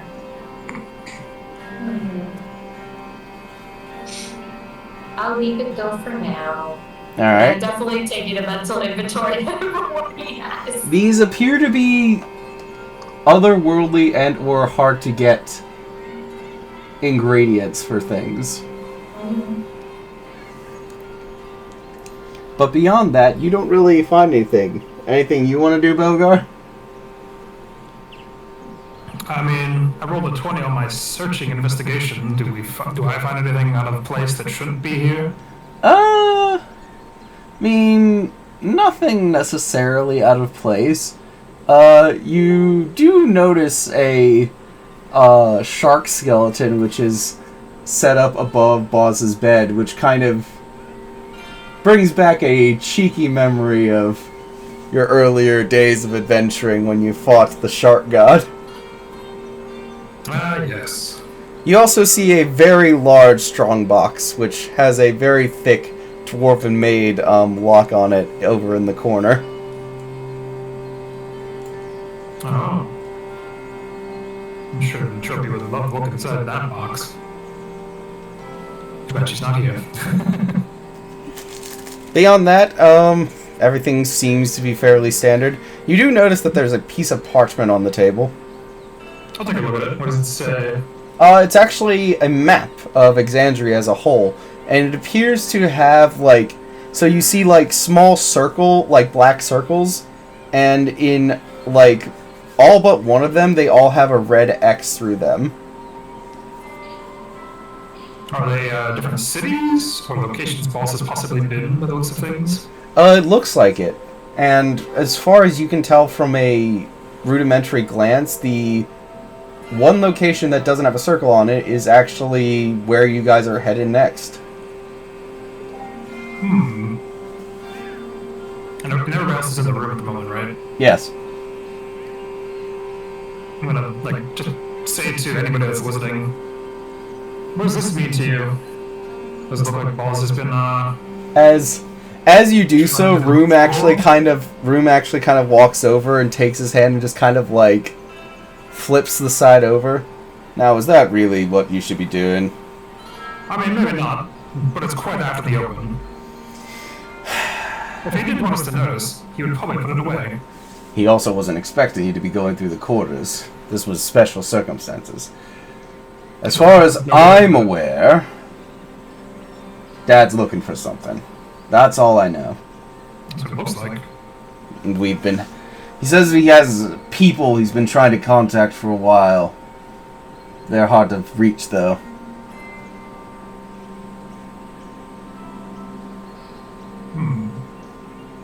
Oh, he doesn't mean us, then what do you mean, you think? They live on a floating island of some kinds. What are they called? Something. Wiverwinds? Yeah, he has business with them. Looks pointedly at Nassim. Looks pointedly at you. Looks over to Nassim. Did I say something? I don't know. Says he has a matter of previous business to discuss with them.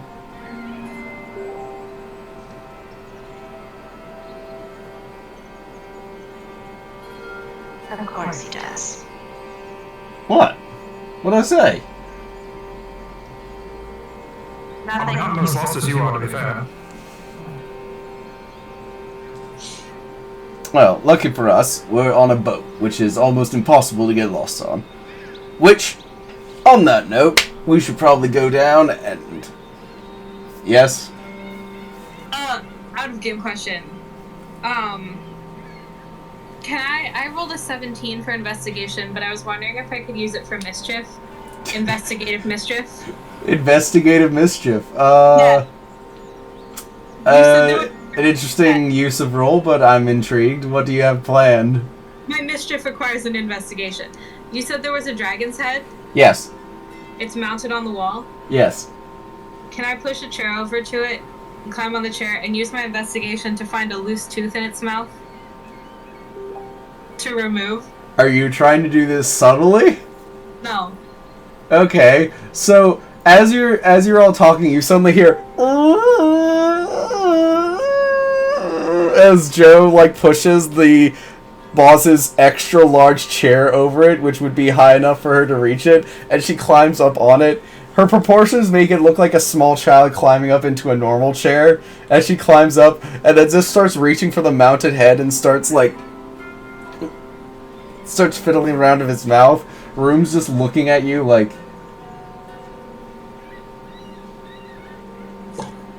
You asked.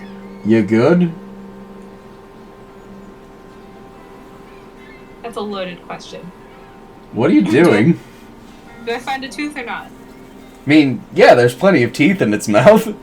Yes, but a loose one with my 17. I mean, nothing that's necessarily loose, but you can still try to pull one out with strength. I don't think I could do that, and also I don't want to destroy things and make it really obvious we were in here, so I'm gonna leave the chair there just to mystify Boz, but that's it. Slowly climb down. Room. You have fun? Wouldn't you like to know, Weather Boy? Other boy. Anyway, next level? Sure. Right. The theme is now seems very prickly because of what Rip said. Alright, so you go down to the armory, the gunnery deck, and the officers' quarters. Mm-hmm. Before you go in, Room's just like, hey, just 1 second.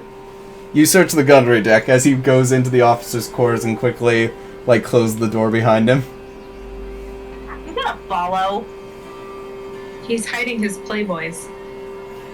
as you're about to follow, he just, stops. Can I help you? We're supposed to have buddies, remember? I'm sure it's going to be fine. Can I have just a little privacy, just quickly? 5 seconds. Can I, because my stealth is bullshit enough, can I just be behind him and say, the captain said we needed buddies? So that out of nowhere he just hears a voice behind him. What is wrong with you? How are you so tall and yet so hard to see? It's just not good. So, either you take a buddy willingly, or she'll just follow you around like a creep. Except you won't know where I am. Fine. Come on. Welcome to my home. I'll go back over to Crave.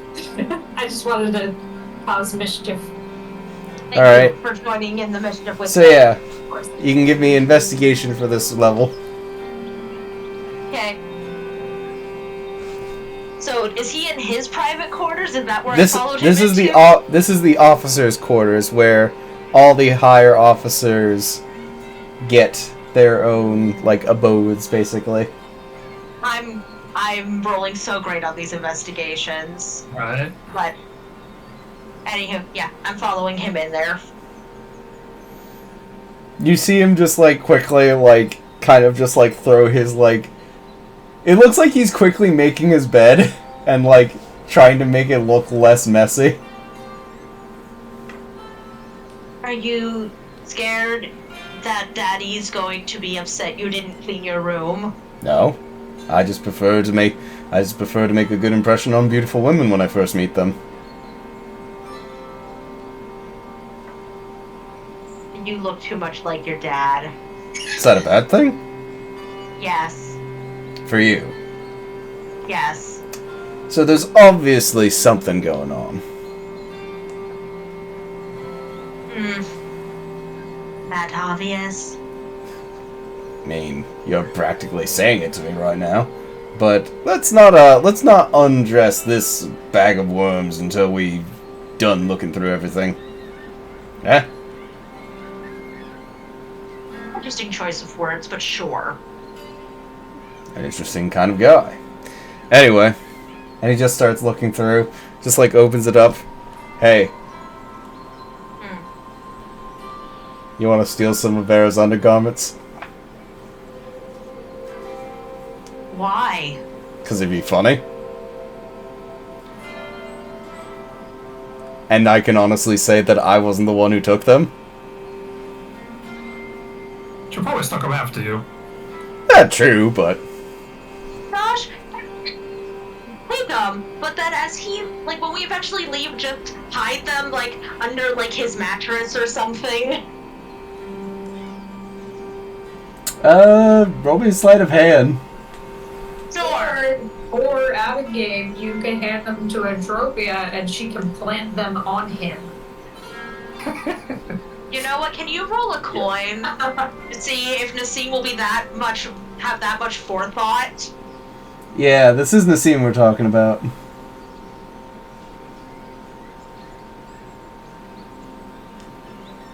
Nah, she's not gonna have that much forethought. So yeah, roll me a sleight of hand. Not awful for a not rogue. No, I don't want to roll 2 dice. I just want to roll 1 dice. Okay, an 18. That's actually really good. Alright, For me. I'll actually have to roll for this one.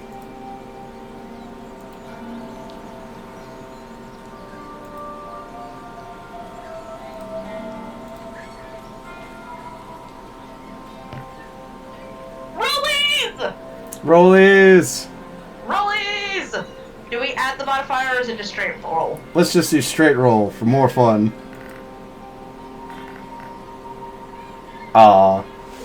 As you do so, like, he was about to leave the room, and then he, like, pauses as you, like, just quickly, like, stuff it, and he just looks back at the last second and sees you just stuffing it under his mattress.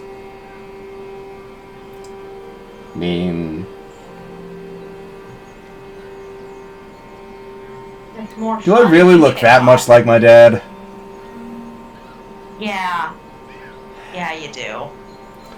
Walks over, takes the undergarments from your hand, tosses them back into the dresser. We're definitely gonna have to talk through this because I don't want to have to dodge bullets that my dad deserves in this. I mean, the Spirit Guardians probably won't attack you. That's good to know. Anyway. I wasn't even expecting them to attack him. What did the rest of you roll for this? I rolled like a 5 or something. It wasn't very good. It's another 22 for me. Ooh, good I got- go. Crave?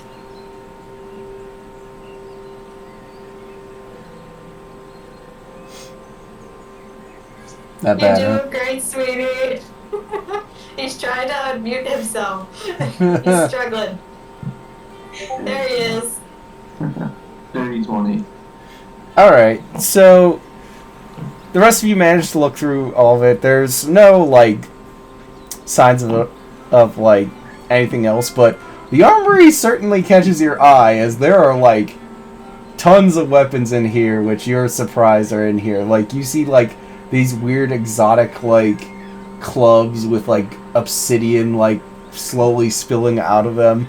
You see what appears to be, like, a sword that is made by giants, like, it's like a giant-sized sword, like a sword for a giant, so the thing's, like, probably a good, like, maybe 30 feet long. You see all sorts of interesting bits of bric-a-brac, and actually you see what appears to be some sort of, like, books on the far shelves, though you can probably tell that they're rudimentary spell books that they managed to pick up along the way, but nothing necessarily of any major note, especially of wizards of your caliber. But Boz apparently is slowly gathering up interesting bits of weaponry for just in case. Beyond that, nothing much is really noticed beyond the guns that are lined up neatly, well maintained, and everything is in place. The 2 lifeboats appear to be in place, and as far as you can tell, Entropia, they seem to be seaworthy. No major, sabotages done to them. She'll make that known. Alright. Go back down to the crew meet, which I'm not even going to necessarily have you roll for that because there's already plenty of people, searching through everything.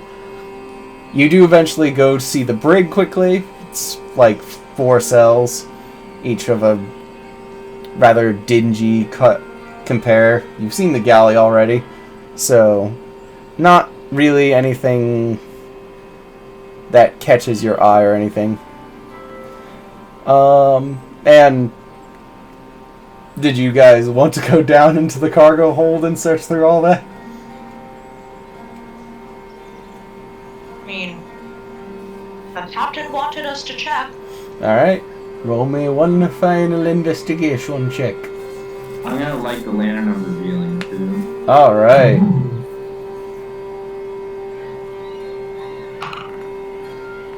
Fine. And 26. 13. 13? 11. 16. I'm not rolling well. So as you're all just looking through, you're just going through, there's plenty of loose food, bits of cargo, spare ship parts, so on and so forth. Yeah, everything appears to have been almost ship-shape until at the last moment. Kriv doesn't notice it, but as he's shining his lamp, you notice a slight glyph slowly glow at the far corner in Tropia that you're able to pick up on as Kriv is just kind of looking around. He then turns at the last second. I imagine he's doing a full Yeah. scan, and Trophy just grabs his arm and pulls it back. No, not And- in here. Points to the glyph that is wherever it is. Just has to Kriv. That glyph. Is it in the code? So, it's not any, it's not any of the common magical runic languages, though it does seem familiar. Nassim, you actually recognize it. what? It was that, it looks exactly the same as that last rune he pressed on his chest before he disappeared. I'm sorry, I missed that. I spaced for a sec. What was it? It's the exact same rune as what he pressed on his chest before he disappeared. Nassim will come closer and be she'll inform the group, so, the note, the thing, the construct, pressed that glyph, had that glyph on his chest and pressed it right before he disappeared. What's this glyph on? It's it appears to be on the wall. Crib, do you have something you want to do? Okay, I would like to touch it. Alright. Both touches. Hand goes up, touches the wood. Feels like wood. Though your fingers do tingle slightly as they pass over it. Can I Arcana check it? Sure. And Herbert Chalkerkins help me? I'll allow it. Excellent. That's what he's here for. That and being cute.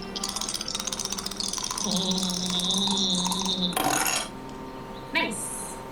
29. 29.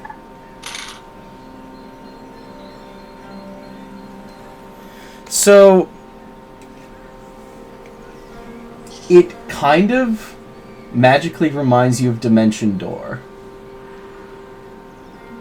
But instead of like, whereas a normal Dimension Door just like opens up a temporary thing and then closes it, what it seemed to do kind of left almost like a residual door that it may be able to return to someday. Mm-hmm. I would like to share that information with Kriv and ask if he has any ideas on how to deactivate it. Kriv, do you have any ideas on how to deactivate this? Not any good one. Anyone else voted fire? Room just looks at you. Probably not the best idea. Well, you're not a wizard, so... That is true. Can I glean any other information from it at all? Mean, if you want to roll me an Arcana check. Sure. Herbert Chalkerkins help him? Or can I? You could help him. I'll help. Oh,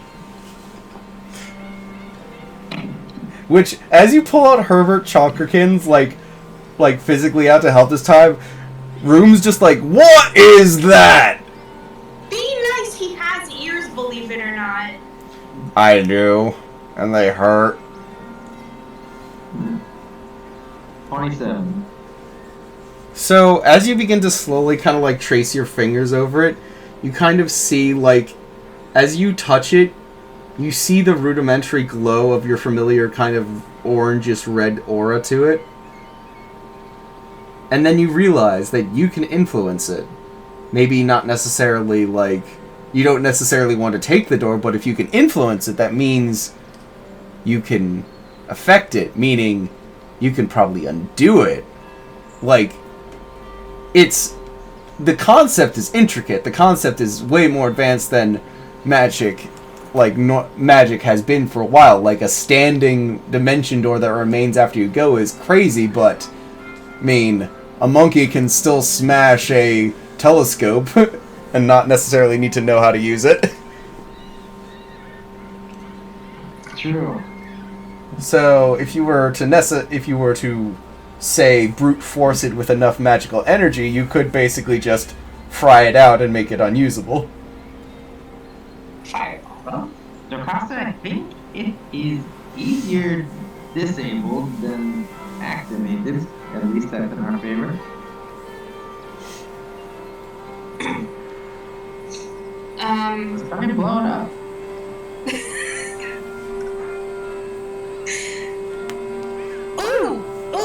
What about... Hold on, is this... I know that this whole part of the boat is under the waterline. Yes. But is this in, like, the wall of the boat? Yeah. Or at least, Dang. like, in? Or do you mean, like, on it? Like, It's on the wall. it's on the wall. The hull of the boat itself, not some other sort of Like, walled off section. No, it's on the hull. Dang. Because I was gonna suggest gravity sinkhole. But not if it's in the wall. That is, that is probably one of the... Ooh. Okay, what do I have? I apologize. I would say, Kriv, you probably rolled high enough that you just would need to put a spell slot worth of magic through it. You don't necessarily need to cast anything on it. It's like running an excessive amount of power through, like, a circuit that can't handle it. So, like, if I were to plug a $15 extension cord into the theater's power system and, like, oh, let's see what this can do. okay. So it's kind of like at the school where we were dumping stuff Oh, onto that. Exactly. Yeah. Jocasta, we've trained for this. We can do it. We have technology. We can't hear you, darling. Fergie, darling. Yes? We cannot see there you are. Okay. You made the motions and your mouth moved, but you didn't. We didn't hear words for a second. But you are back.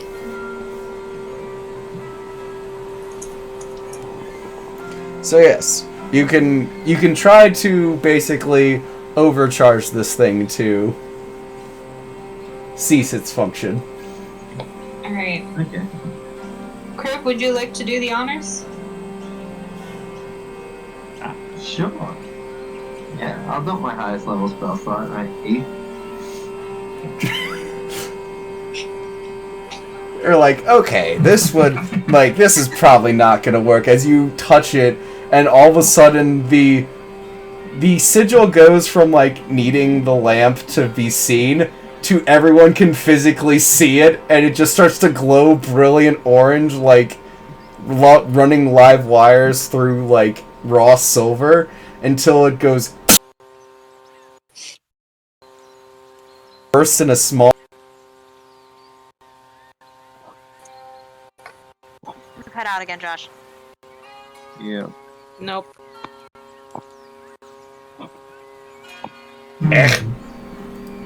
No. There. We heard you for a second. Anyway, so it leaves a small little cloud of sparks in the center and the singed outline of the marking left on the side of the boat, but beyond that, the ship remains completely undamaged. Yes, Jocasta? I should probably have done this. Oh no, you said it left the shape of the marking. Yes. I'd like to copy that down onto a piece of scrap paper in my spellbook. Alright, mark down the Aeorian Rune of Shifting. Ooh, nifty. Or should I say shifty? I'm gonna mute myself. Oh yeah, we're gonna get shifty in here. Oh no. Alright, well, with that, your search of the ship appears to have come up completely clean. Or, I guess, you've dealt with the one thing that was left over, so, well done! Successful. Huzzah. So- where on the map did we see that thing on the hull of the ship? Like, what part of the hull was it in? It would be on this side. Oh, right here. So, at least from the magical perspective, when it shifted, it probably, like, dematerialized itself, and its form literally passed through the boat, leaving the sigil in its wake as it left. Okay. A rather novel concept, and if Jocasta's ever able to make it work, it could be very useful for travel for you guys. What do you mean by if? You don't Challenge. think it? I'll do it right now, bitch. You get what? You need more information. Anyway, I said what I said. so skip ahead. Everyone goes back down to the meet, and I assume you will tell Boz all that you found. If he's there. I mean, yeah. Yeah. He leaves Vera in charge, but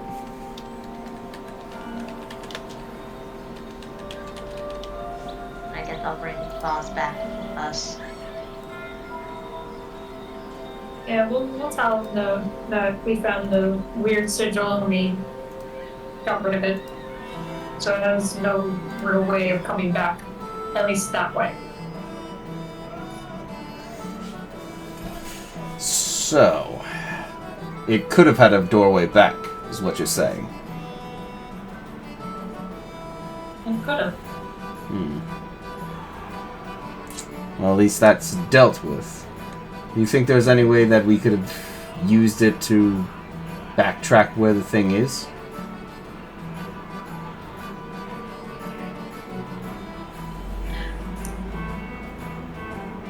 Didn't we hear it splash into the water?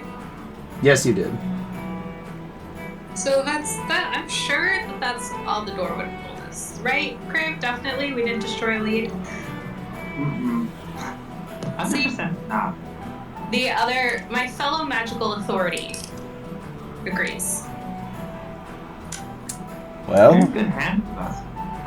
I'm not one to question magical authority. Yes, you are. Well, you've definitely earned your keep for the remainder of it, so ship is yours as you see fit. No. You can do what you wish, whether you wish to work or not. Can I raise my hand in game? Sure. May I drive the boat, sir? As you do so, you see Room just kind of look at you like, what the fuck are you saying? As Boz actually lets out a smile, he's just like, you know what, Joe? Yes, you can sail the boat. Just go up and tell Vera that I gave you permission to do so. Excellent. I'm not even drunk, and I'm gonna go do that. Can All I right. spook? I want to spook Room even more. And just like during this whole little bit of conversation, she just kind of whispers into his ear. She has no idea how to drive a boat. Just so you're aware. So you're not going to announce yourself whatsoever to this? Nope. Okay. Just poof. You should be used to this, but No, I assume a 12 doesn't hit you as he immediately wheels around. He's like, "Fuck it out!" And he takes a swing at you. she ducks. Why? Why? Just why? Because I can, darling.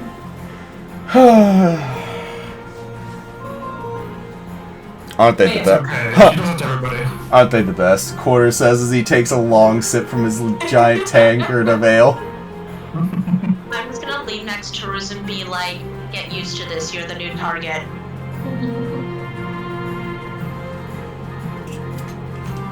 He just kind of like looks around before giving just like a half smile, like, it could be worse things. I could have a weird spider metal man thing coming after me. You never know. There might be more. There could always be more. But hey, we all have to die sometime. Some of us more than once. So I've heard. But that's beside the point. Boz is gonna slowly get up. Well, I have other matters to attend to, so if you excuse. And what matters are those, Quarter? A familiar female voice comes as on the top of the stairs you see a familiar Eladrin form just standing there, arms crossed. And am I just considered matters now? Unless, did you find someone else? Of course, would not, dear. As Cor stands up, goes over to Marianne and kisses her on the head as she just kind of smiles as he goes by. And she goes and she looks at the rest of you. Long time no see. Good to see she that. hasn't changed a bit. Good to see that you're all in one piece. Well, relatively. More or less.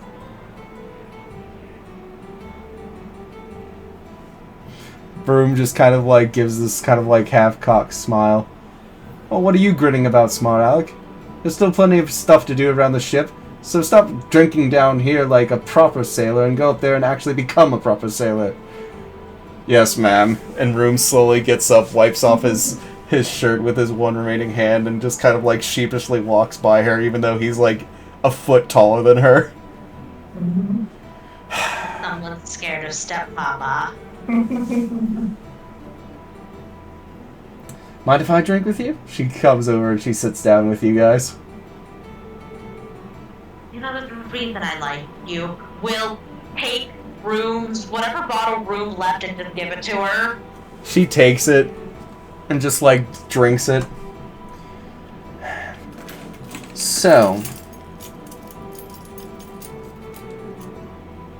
how are you doing? She's saying this pointedly to Nassim.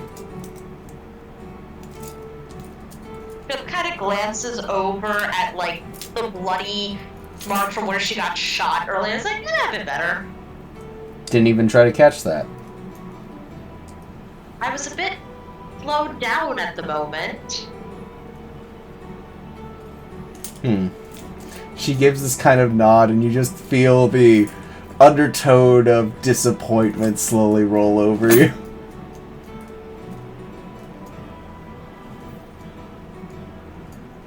Have you been neglecting in your studies?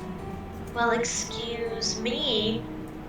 My mentor left to go fight a war on Darktow. And that is... Looks pointedly at her. And do you blame me for that? Or do you blame Quarter for that? What do you think? As you're doing this, you just see Hush just slowly... You know that, like, Jesse Pinkman, like, sipping water as he's just looking back? He's just doing the...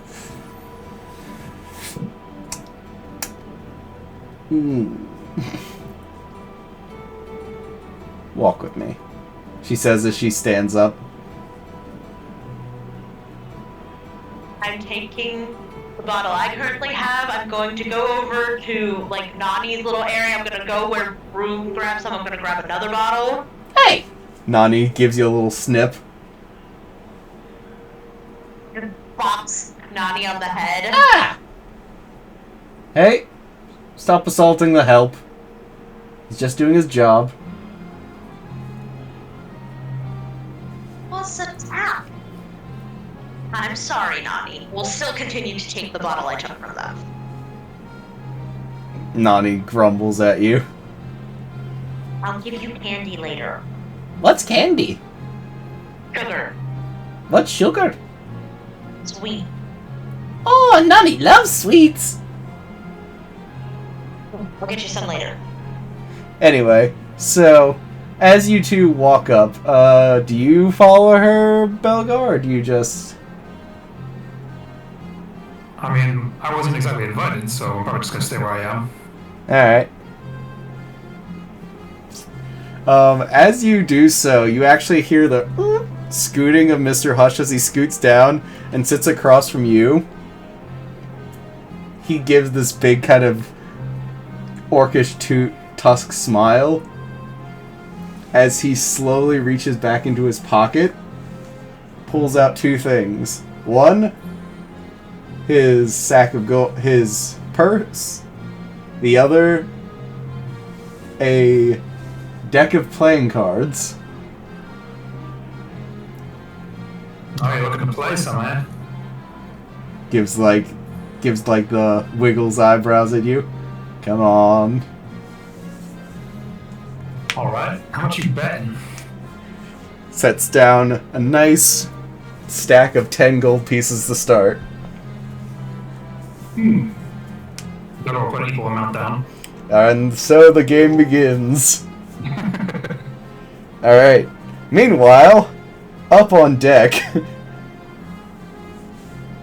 So, as Jocasta, as you're just standing in front of Vera, and you just say what Boz just told you to say, she looks like you just told her, hey, I need to give you a colonoscopy with with like my hand covered in hot sauce. Are you okay with that?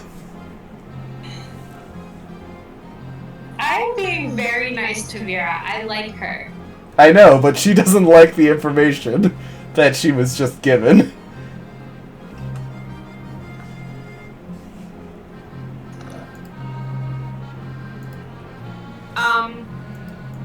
You can't go under there. Okay.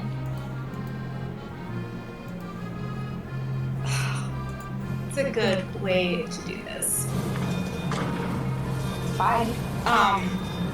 Joe's just gonna be like, look, you know me. You don't trust me, but you know me. Do you trust me? Should I? As far as I've been aware from what I've been told and what I have seen, you are rather a loose cannon in all senses of the word. Yes. I'm not arguing with that. But I'm sure your dad has also told me your dad has also told you that I'm a great boat driver. I'm real good with the boat. You mean a sailor?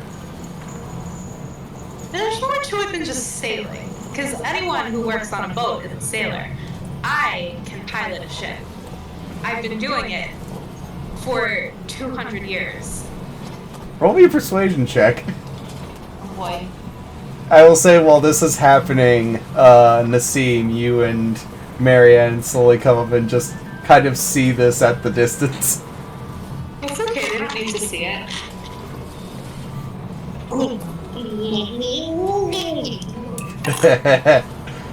Wow, that did so well.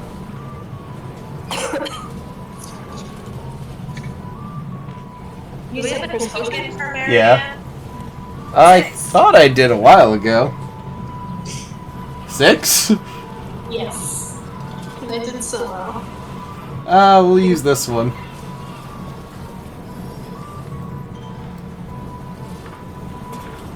I recognize that. Hey, don't worry about it. But Vera's just going to look at you.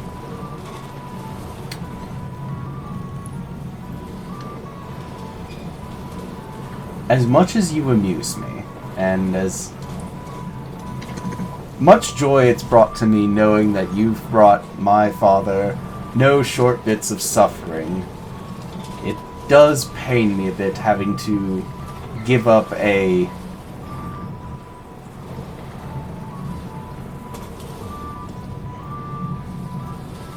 right that I felt that I should have had a while ago. You know, that's fair. You've earned your way to driving a boat. I too earned my way to driving a boat for Boz. But if it makes you uncomfortable, how about we have a nice bonding conversation instead? Roll me a persuasion with advantage. Nice.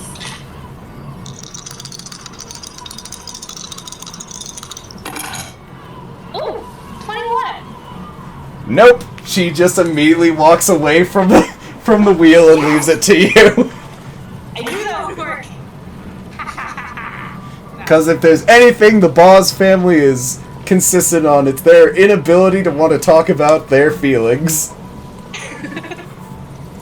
Excellent. Joe's gonna like take the wheel and be like, well, now I'm bored. That was fun though. You then suddenly realize that this ship's wheel was made for races a lot bigger than you. So like Mr. Hush, Vera, Boz. It's fine, I'll just stand next to it. As you're just standing there, you actually you see one of the Daves walking over and looks at you as he's carrying what appears to be a small barrel of like provisions. And he slowly walks over and sets it down for you to stand on. Here, I will stab you with my brain, you piece of garbage. Get out of here. Dave runs away. It's like a child trying to, like, sit in the big kid seat. It's like Gimli at Helm's Deep. Shall I describe it to you? Shall I describe the heading, or shall I find you a box? I don't know how to make a meme. I'm standing next to the wheel, looking over the like rail it's mounted on. It's like, it's fine. I'm not gonna strain my neck doing this, right? I can only see this half of the ocean. Herbert slowly peeks out of it. Can I try? I have a better idea. Can you sit on the railing on the other side of the wheel and let me know if you see anything coming? Okay. Excellent. Slowly shimmies out of your pocket and slowly crawls up the side of the wheel. Wow, you're so sticky. I love it. It's my natural mucus that helps me move and not get irritated by the things that get stuck in my flesh. Is that why you're always covered with dust and cat hair? Yeah. Makes sense. If I get thrown up against a wall, I stick and slowly slide down like one of those toys. I love that thought for you. How does it make you feel, though?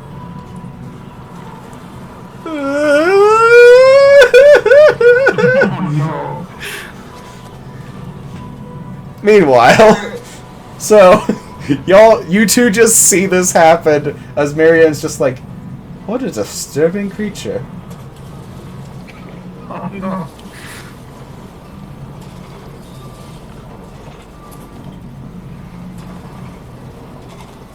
Do I even want to know where she found that thing? A wizard's tower. Of course. They always have a means of creating the most horrible things that should just never exist. They never question what if, they never question why. Why if? Though I will say, owlbears are pretty cute. I can agree. So,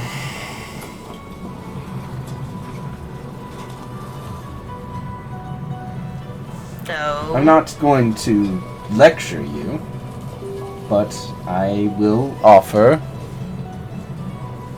to help. You want to help? Yes. With what? Think I'm the best? Think I'm only good at teaching you how to punch? That was never my goal to begin with, dear. My goal is to teach you to be a better person. Martial arts is just this byproduct of that. Just press X to doubt. You can doubt me if you wish, but take it from one who's seen a lot of people in her day. You have an amazing amount of potential, and the last thing I would want is to see it turned for forces that are built on bitter resentment and spite.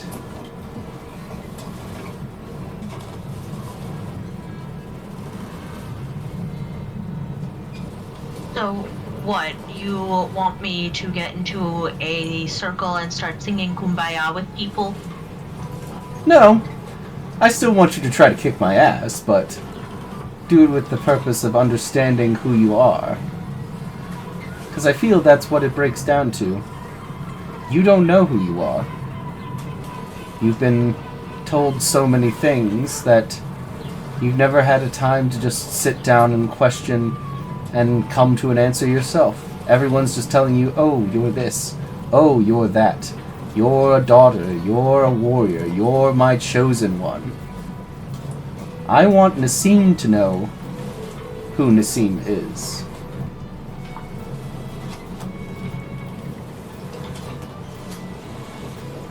Okay. And why would you want to help me? Because I was a lot like you once.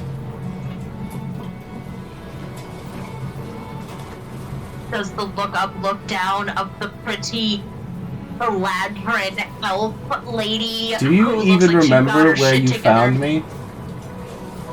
That temple was the ending of a culmination of a very long and very bloody life.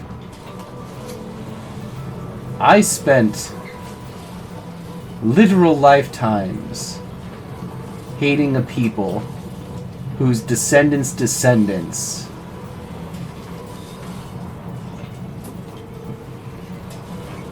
She just kind of looks away.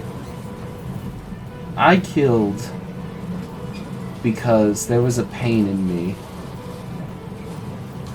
And I felt that only causing pain to others would fill it.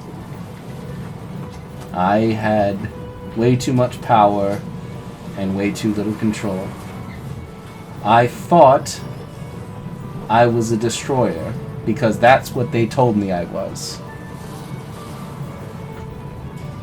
But the good masters showed me another path. That I could be something else. That I could be a teacher.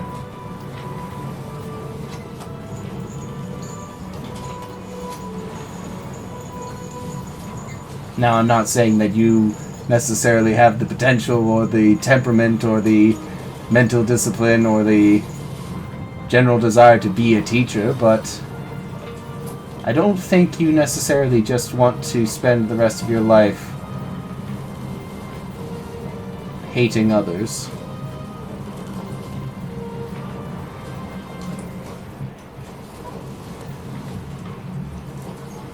And despite how I act towards Rune, he is a good boy. And you shouldn't judge him just because he shares the face of someone who did you wrong.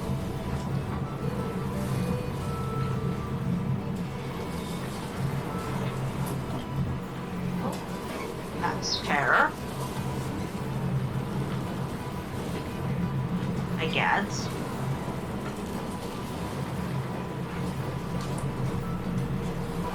She kind of does the hand motion as if...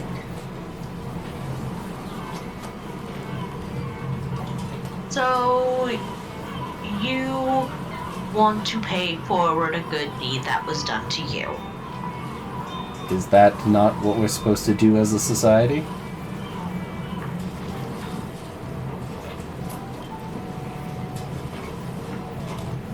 Fine, fine, fine. You want to help?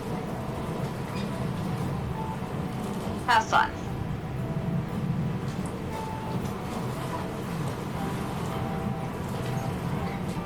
You sure about that? She is going to take a decided step back because I have a feeling I know what's about to happen. Do you want to know what my fun is? She says as she stands up and slowly begins to walk towards you. I'm guessing your version of fun involves a lot of bruises and broken bones and pain. Oh, it's going to be far worse than that. Boops you on the snoot. Tag, you're it. And she immediately runs away.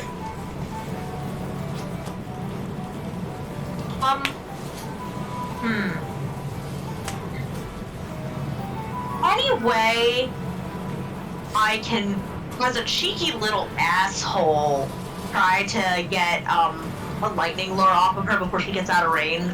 No. Okay. This fair. is you try to catch her and she is way too fast for you. This is the... Oh, I know what level she is. I know that I am a scrub. But yeah, Jocasta, you see that. As, despite the fact that Nassim can fly, this woman's, like, running circles around her.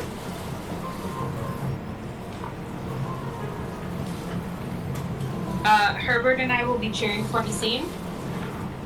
I believe in you, Nassim, despite the fact that probability-wise you have a very low chance of ever catching her. You're doing great, sweetie.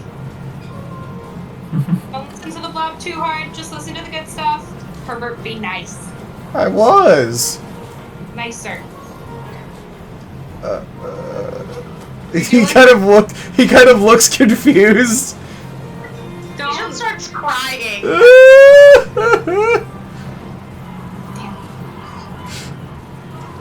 Alright, so, meanwhile, down below deck,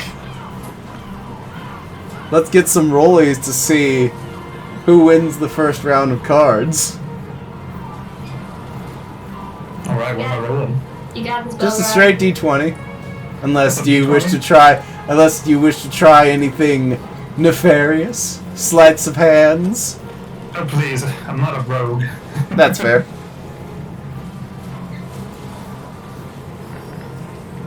Alright. Come on, it's a 5. Hush just takes the first 10 coins. And he's just like, ooh, so close. Another round. And this time, he sets out 100 gold.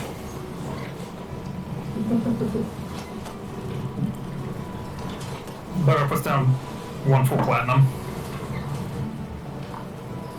He will match that. Alright.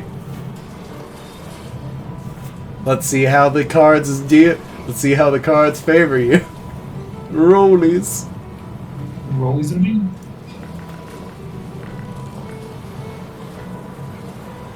So, basically, what happens is, like, Hush, like, he lays out a great hand, like, basically 2 pair.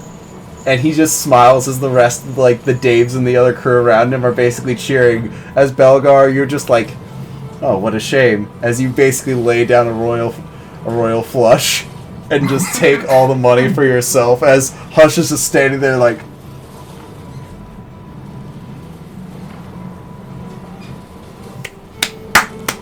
just claps. Good game. So yeah. Mark down 1 platinum in winnings. Alright.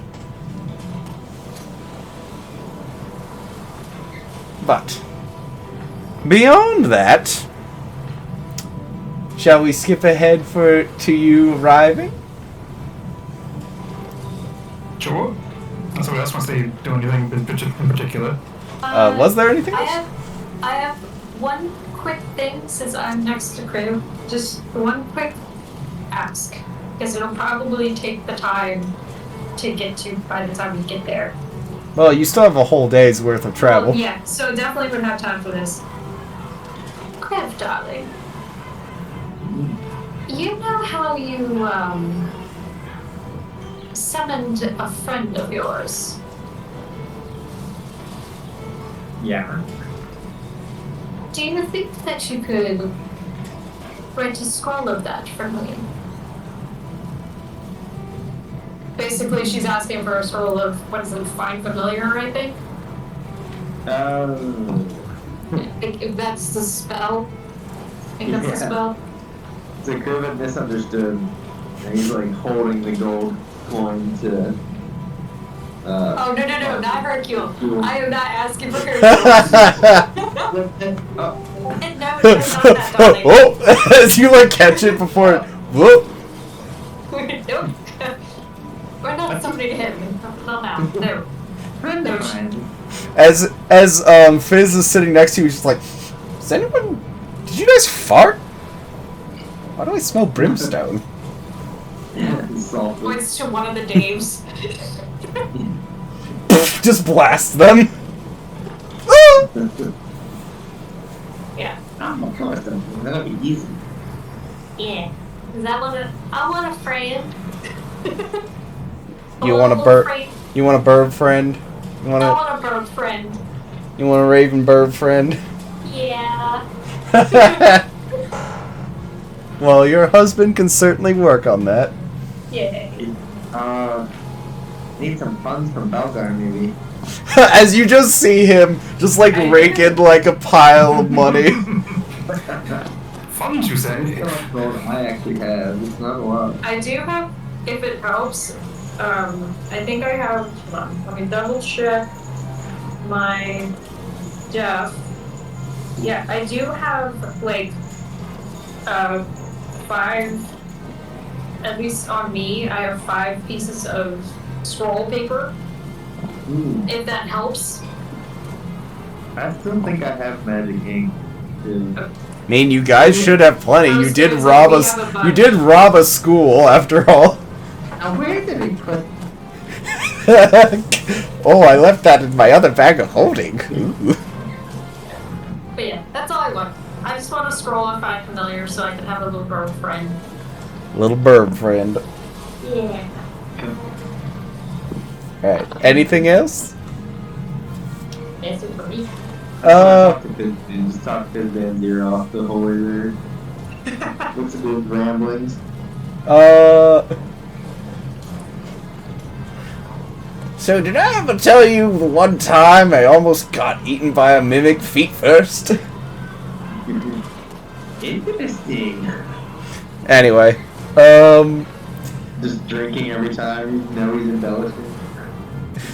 so Nassim, would you mind rolling me some dex checks to see if you're able, like, how long it takes till Marianne lets you catch her, basically? Okay. Let's Let's see how embarrassing this is.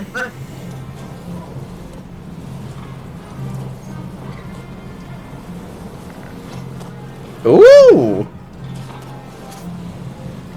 Okay. Alright. How many do I have to roll?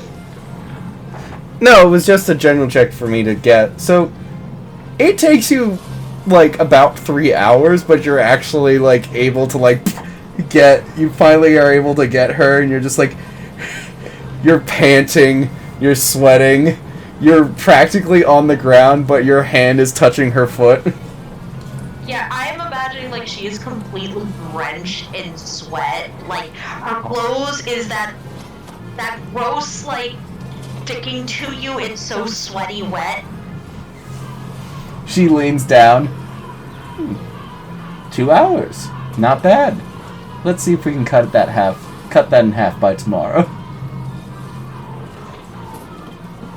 I want to be cheeky. I'm going to be cheeky. As I touch her, can I shocking grasp her?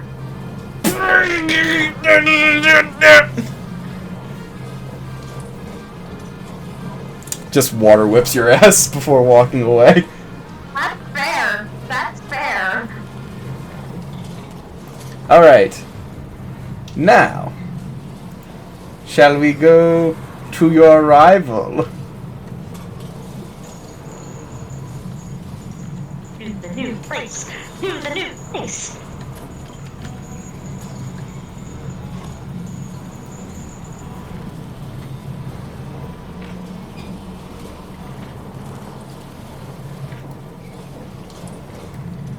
We can see it because even though you haven't revealed it yet on Owlbear. Dang it. Anyway.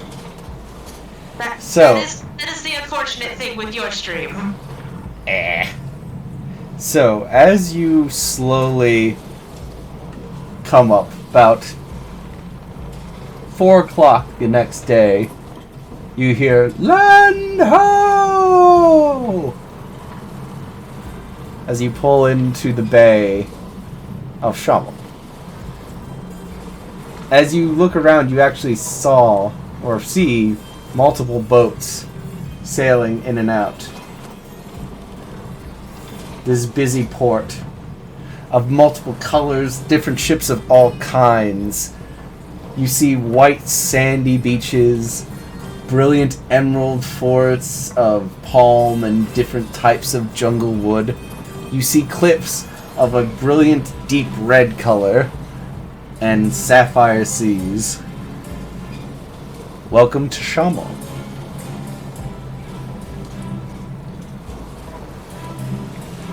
So, your first choice.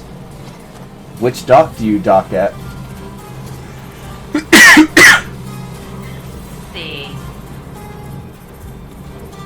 Let's see, we've got Old Skunkfish, Scramble Top, Revelers, and Daylins? Yes. Daylins.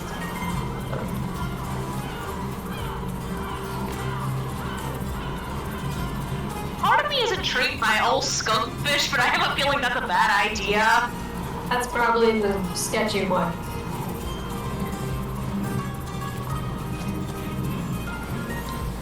But skunks are cute. They are I don't know about skunk fish though. It's a bit questionable. I'm just thinking of a skunk with gills, honestly. I'm with it. The stinky Oh. platypus. Well, you technically have the heading, Jocasta, Boss says as he walks up, because I assume you still were sailing the boat. No, she would have given it back. Oh. How long has it been? A day? Yeah, she's not still sailing. It's not comfortable. Ah.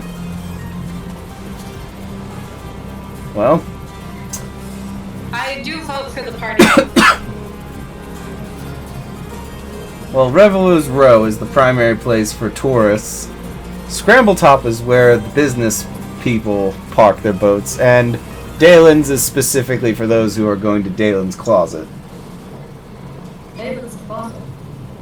Oh, very fancy, very, very fancy resort, basically. Like, Our eyes kind of get big at that. like 1,500 gold a night.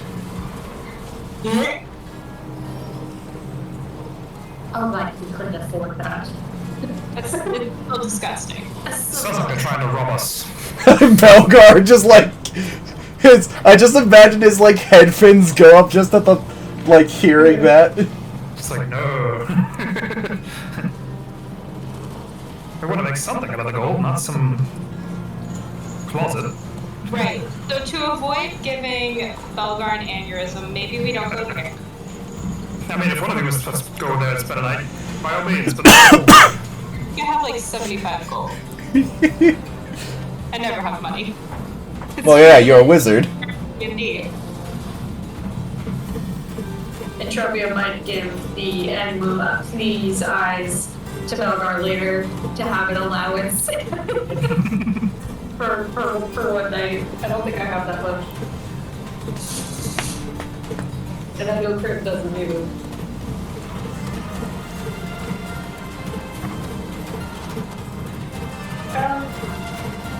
Well, looks around.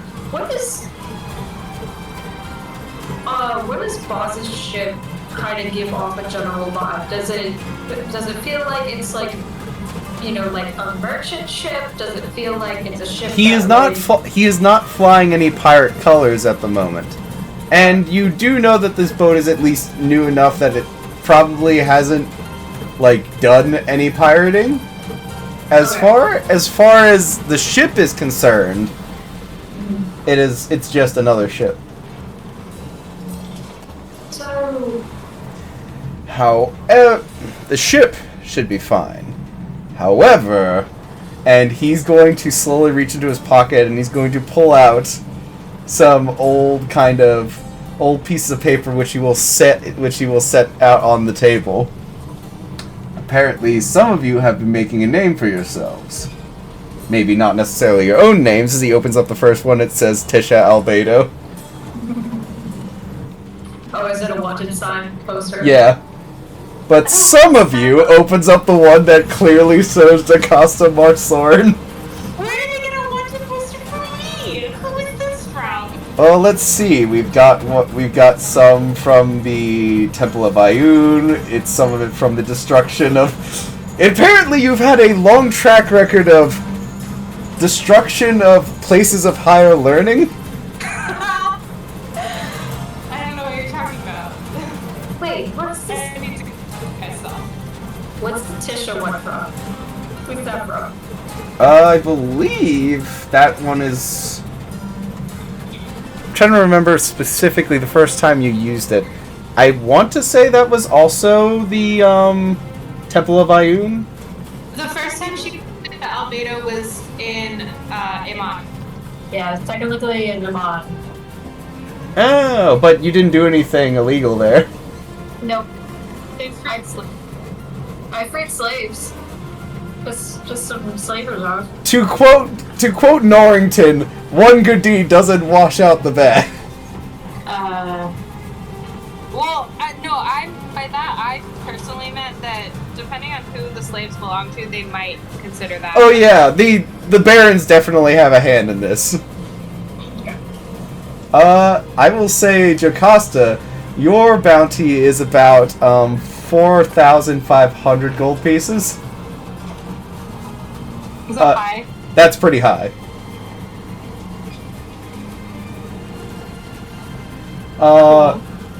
Entropia's, yours is just 2,500.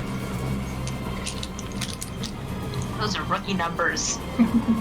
Though, there's another one that Boz sets out, which is specifically for the murder of trading vessel sailors, and there is a very, not necessarily accurate, but very clearly defined blue woman who has a mad grin on her face.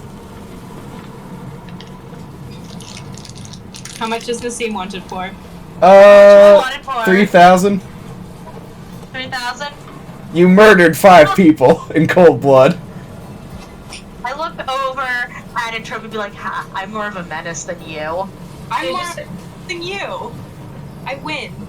Entropia just kind of holds up the seams poster, like next to her face.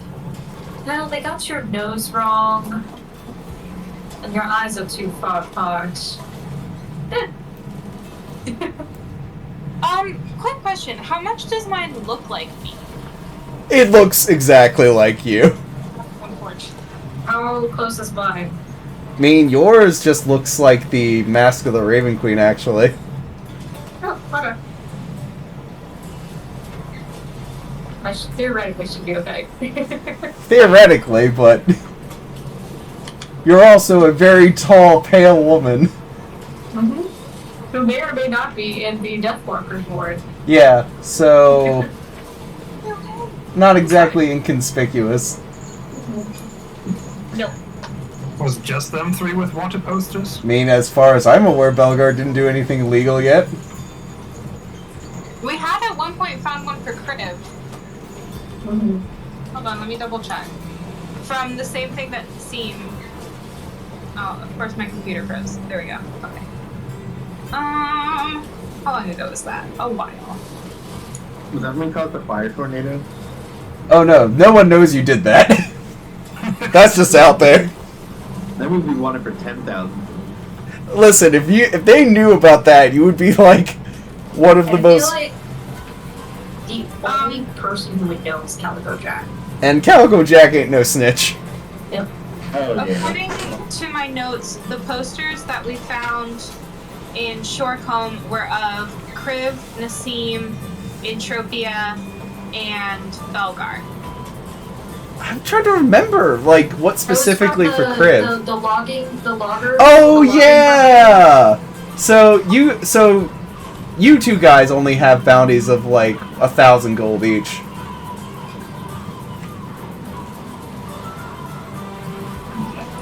No, Criv. All we did was piss off some bad guys. They couldn't even pony up more than 1,000. Well, they are the Barons. They're rather known for being cheapskates. Yep. These guys just gotta hide their crimes. Are different learning institutions Joe's like looking through the posters. Are the different learning institutions offering different things for me? Yes.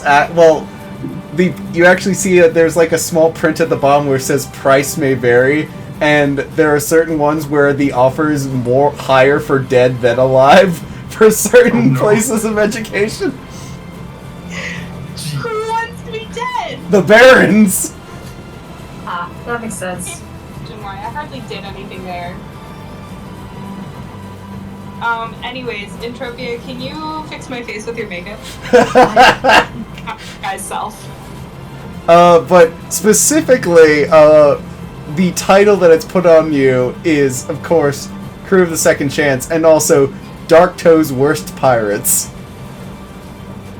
Well, that's something. You have heard of us. Okay, but it doesn't mean worst as in you're the best of the worst, and you're like the worst, oh, you're the worst pirates ever, or are you the worst as in the worst? Do we suck? Or are you bad? You'll find out. What you gonna do? What you gonna do when I come for you? Well, speaking of, you see this like old fishing vessel like just like scoot past you as it's kind of waiting as it's basically waiting to see where you're gonna pull into dock, basically.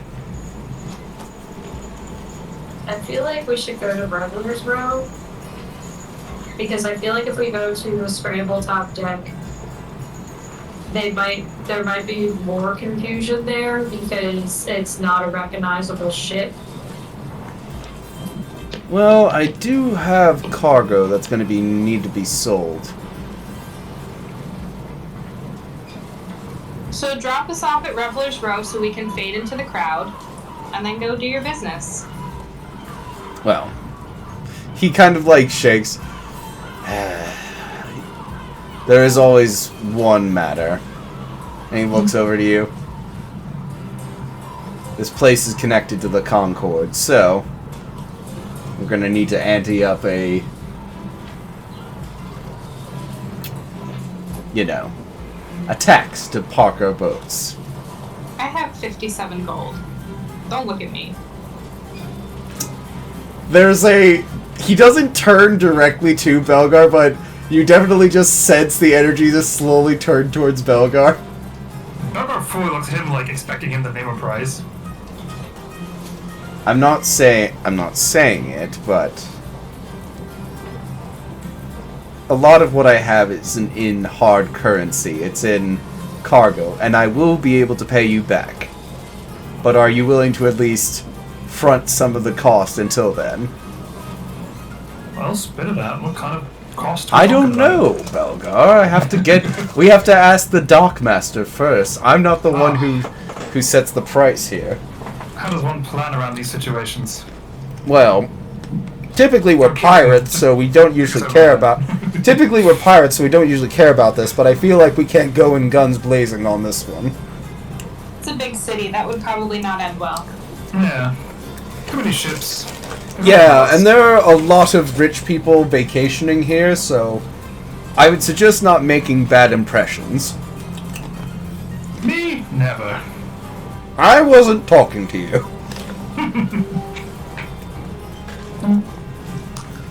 Looks pointedly to Jocasta. Wait, what did you say? I wasn't listening. You know what? No, that's perfect. You No. say that line. That's great. What did you say?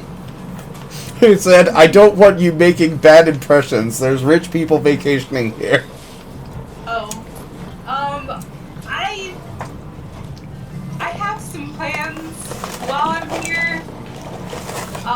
You're not gonna like them, so I'm not gonna elaborate. He just looks at you like, I make no promises.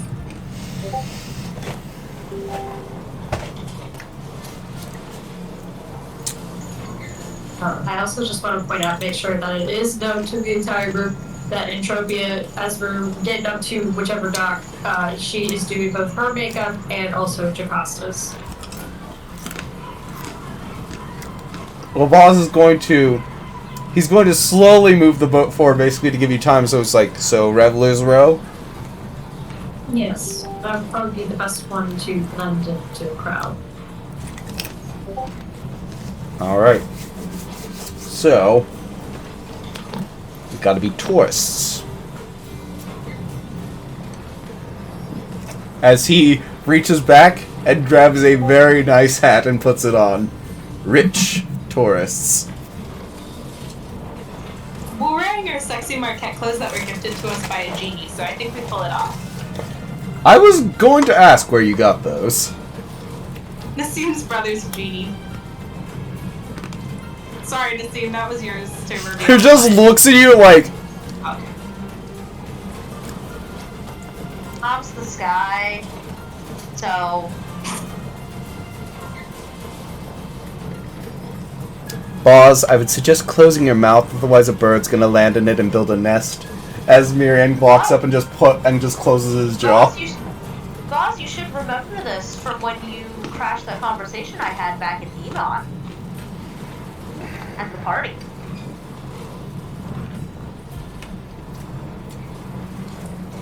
Vera slowly walks up. That's not the reason.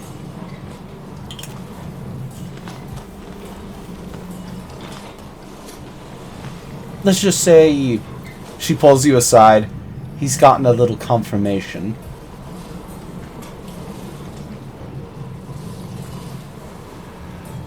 About?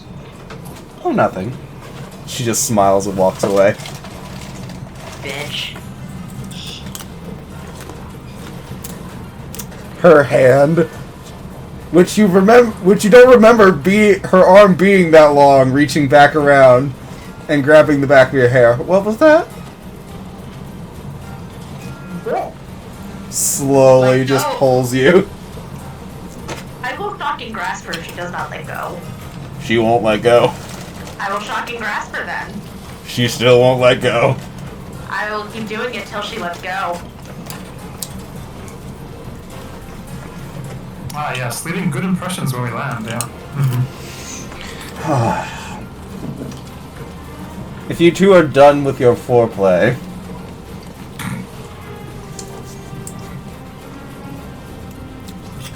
So, as all of you get ready, pampered, set up, Crib, do I assume you're going Gomez, or? Yeah, I was thinking about that. We are definitely going to disguise, so... Gomez sounds good. Human.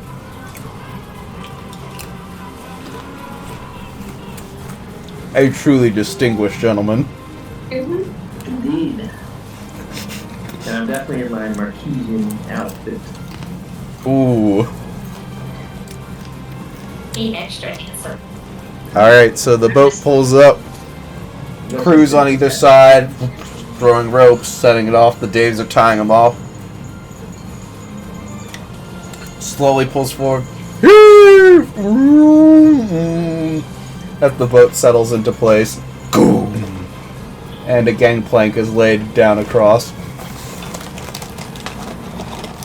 A definition pompous looking git in what looks like proper wig, trousers, hose, and like all the latest fashion slowly comes up with a walking stick. Good evening, ladies and gentlemen. Welcome to Shammel. I believe we all know what matter of business we must face, so I will try to make this pleasant as possible. Just come up here and present... who is the captain of this vessel? That would be me. Boss says as he slowly walks up. Ah, good evening, sir. He kind of like gestures to the rest of you. So, matter of business? And he just slowly begins to like talk with Boss, and he like kind of like begins talking with him. Do any of you wish to do anything while this dockmaster is talking with Boz? I will say behind the dockmaster you see two guys in heavy full plate armor. Oh no.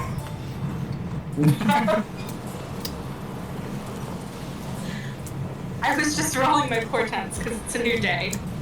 Okay. Sorry, I can never be sure when it... Also, I just want to point out, because it's probably out and has been summoned by now. Eutropia has a little white raven sitting on her shoulder. Adorable. What's his name? Sweet Pea? Pumpkin? Name pending. I'll think of one. I'm not good at names. Pending. Best boy. Oh, that's a nice name. Pending. Bringer of death. I'll come Best up with one. boy. For now, best boy. I guess I'll stop my little rat one too. I need a pouch for Herbert because he's gonna make me too recognizable. Oh, the horrid, like, ball with the fez on his head is not... Don't worry, I'm going to buy you a nice airy basket with a cover over it as soon as I'm able. But for now, you're gonna have to stay in the leather pouch and sweat. Oh, no. Not the pouch again. As he just slides into it. Would you rather be in your pocket dimension? No. There's no air in there. Exactly. At least you're not sweating, though. Yeah, I suppose you're right.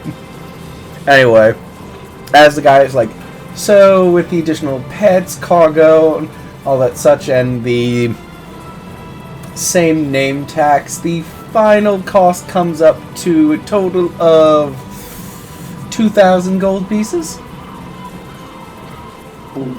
Boz just kind of like looks over to you, Belga.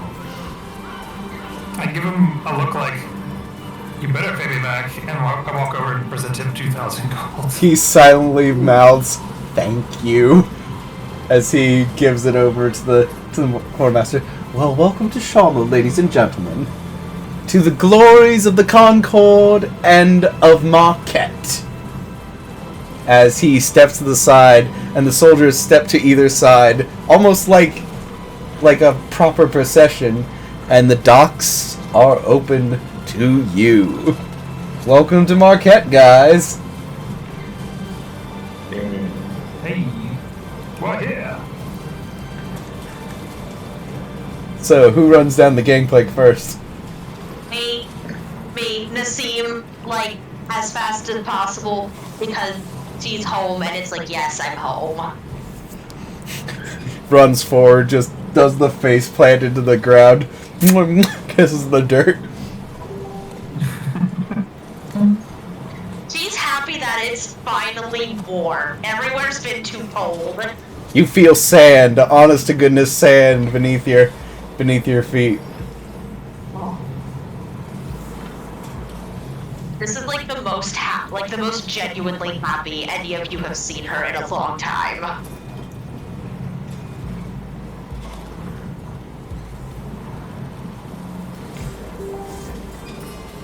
So, as you step out, you see dozens of people, all sorts, all creeds, all colors, just slowly walking through. You see most of them kind of like culminating in these little like side passage boats here as they're like getting their luggage checked. They're getting like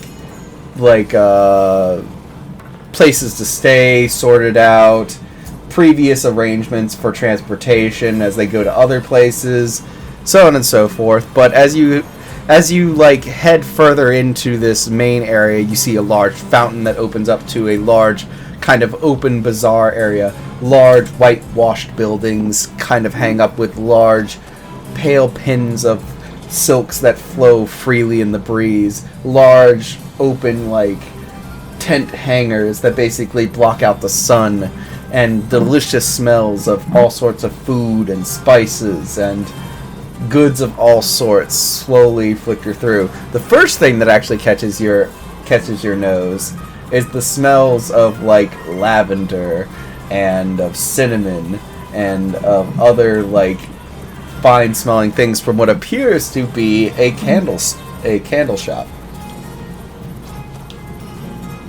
It's nice. That does sound really cool, but I think Nassim is like, coffee. Where is real, honest to good coffee? You want to look for a place of food, of beverage, and of delight of that sort? For Nassim, yeah, you guys almost will have to lead her because she is just going to be enjoying being home. How busy are the streets? Huh? How busy are the streets? In this section, it's like... It's not New York busy, it's Disney busy, if that makes any sense. So, like, there's a lot of people, but it's kind of, like, well-managed busy.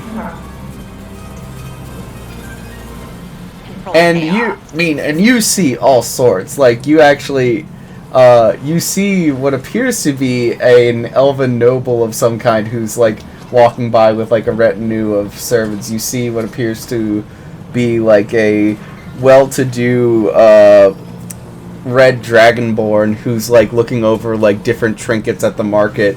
You see humans, you see dwarves, you see all sorts. All who have a kind of, well, save for the dragonborn, a familiar kind of tanned brown skin tone. Because, if anything else, the most prominent export of Marquette is that sun.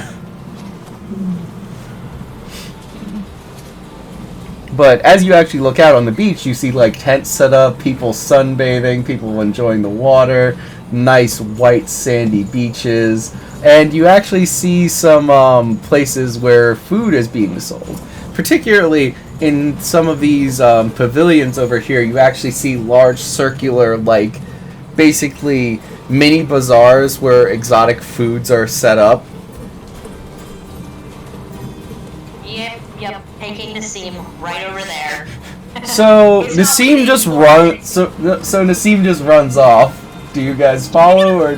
She doesn't run. She flies. She literally just beelines. I will say people will be like, "Oh," as she just flies over, and some people are just like, "Haha, well, that is a sight."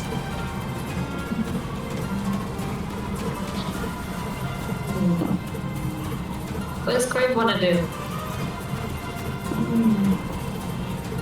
Shop for magic items. Oh man, like you ever brought the flying? I mean, shit. Yes. Is there a magic shop? Magic item shop? You might have to look for one, but And maybe some fire. Of course. But in the meantime, so Crib wants to look for magic stuff. Tropia, were you just going with Crib? I'll go with Crib. She's in a new place, so she's kind of taking everything in as she walks through the city. It is very bright here, and like the colors seem almost oversaturated here, like the blues, the greens, the browns, the whites. It's all just It's a lot. yeah. Yeah, no, she's just kind of she's sticking with Crib for now. She's just kind of taking it all in. She's not, unless something like jumps out at her, she's kind of sticking with them. All right. Doesn't Tropia have a veil?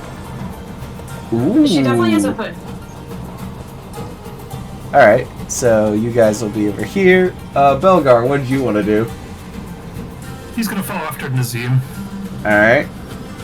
Maybe Just make sure she sitting doesn't get through into and trouble. So Yep. Jocasta being left unsupervised, what does she want to do?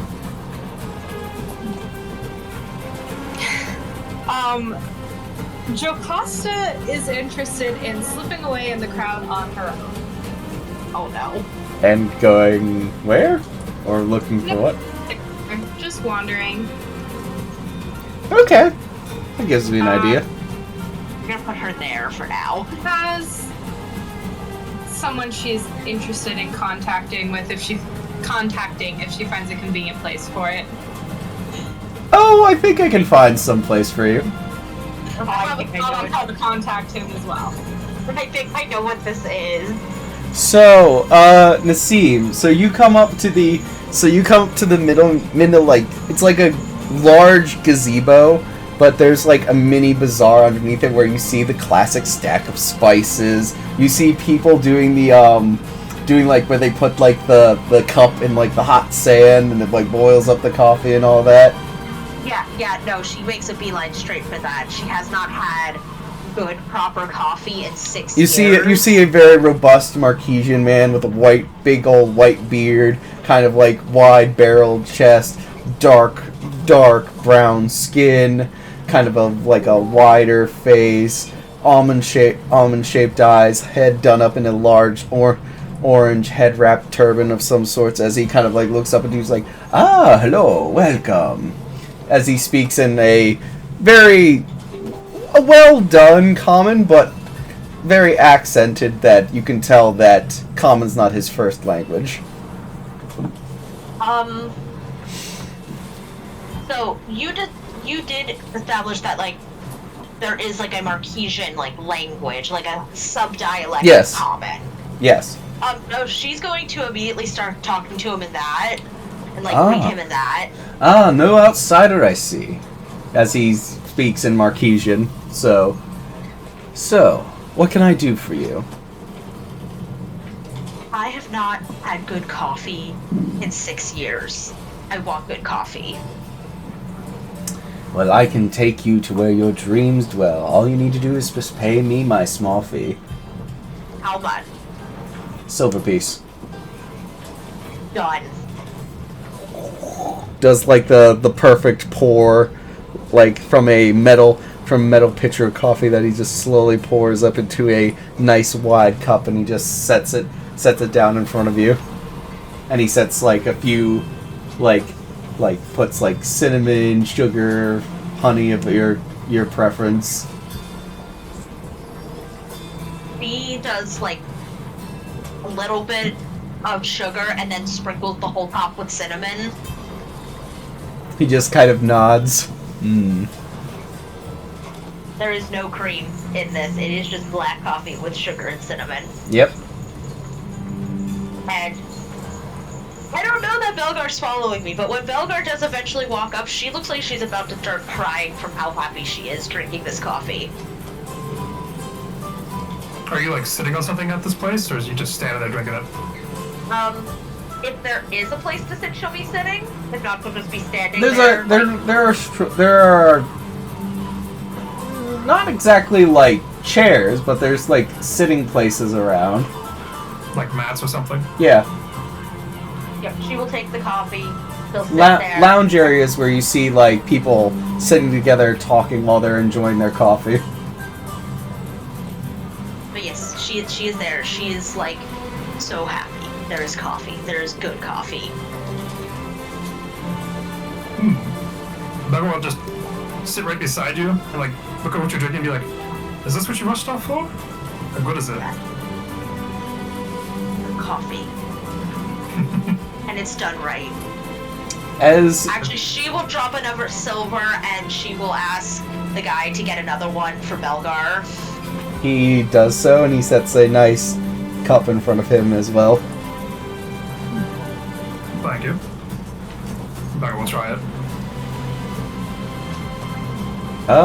Do you want me to roll a percentage to see if he likes it or not? Sure. I don't think Bever's ever had coffee, at least not this kind. I don't even know if Dragonborns can drink coffee. Like, That's for all we know, caffeine's like poisonous to them. Well, she will prepare it like the way like he likes to drink it. I'm Like, she won't just going give to him assume straight that black it coffee. probably isn't, but let's see if it if it gives him a rumbly in his tumbly.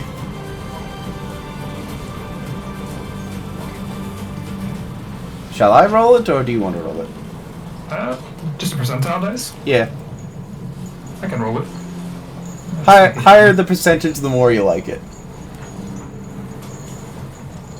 Does this thing have a percentile dice? You can roll a D10 and a D. There's like a D10 and a D. There's like 100. Yeah, there's two. there's the two. two D10s that are kind of together. So like this? Yes. Yes. Okay. Oh, 10. I got real excited. It's not your cup of tea. In fact, tea is what you prefer. It Which just is tastes like country hot life. bean juice to you. Bever is gonna play it off like doesn't hate it, but you can tell he probably doesn't like it.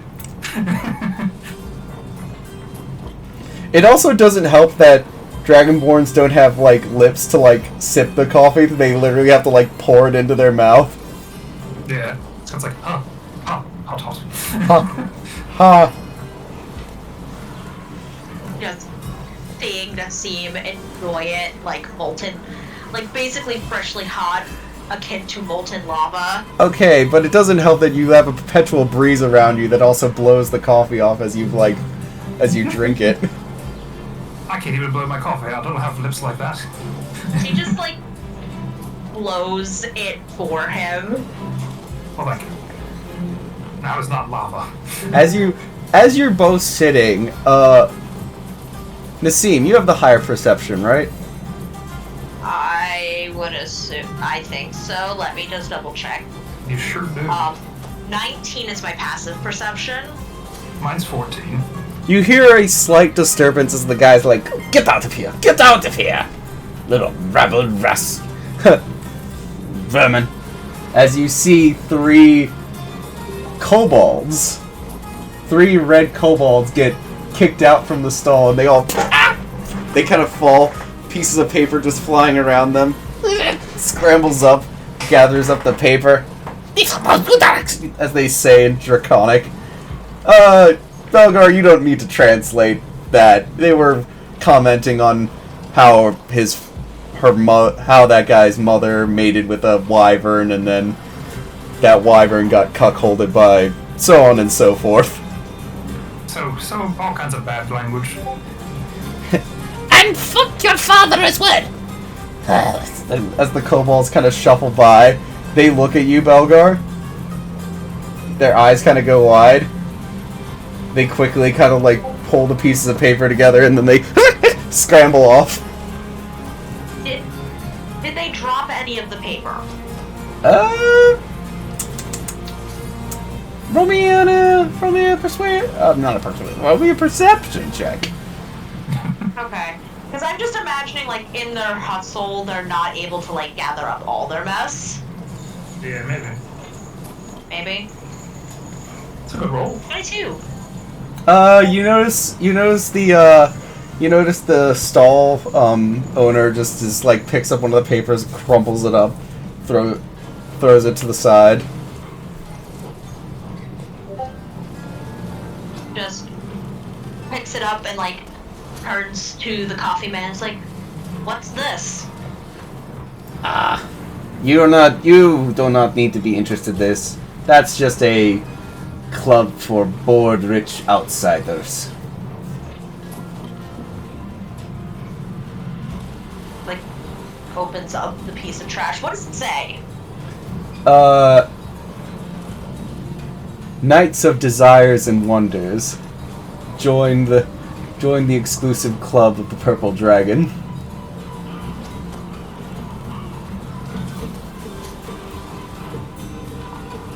Well, that doesn't sound culty or anything. He just hands it over to Belgar to look at. Man, if I ever saw a purple dragon, that'd be the day. An actual dragon. Yeah. Are there purple dragons? I don't know. I've never heard of any. Roll me a history check. So let's see. What is it? There it is.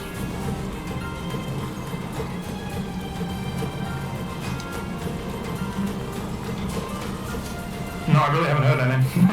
That's an 8. Dang. That's a shame. Anyway. Yes. Meanwhile, Entropia, Creve. You find your way over to a grand exchange where you hear people like bartering over like all sorts of fine goods. It's actually a proper auction of some kind. So he was like, I hear 5,000. I hear 5,000 for it. Can I get 6,000? 6,000.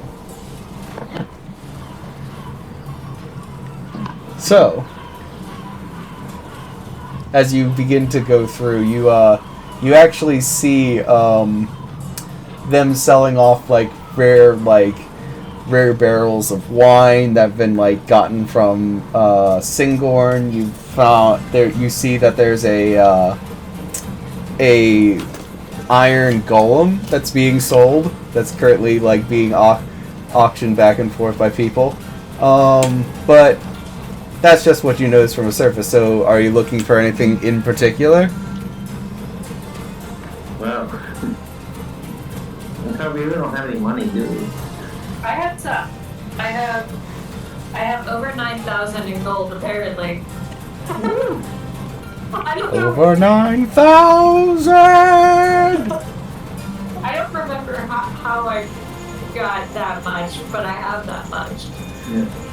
I have items I can sell if I can barter. Yeah. Did I hear you have things to sell? You suddenly see this like shifty little guy, like he's not a dwarf, he's a human with dwarfism, as he just kind of leans by as like, things to sell, you say? What a right price, perhaps. Well, I can certainly help you get it sold here. How much do I trust this guy? I don't know, roll an insight. What? I cannot help you. I am not good at the insight.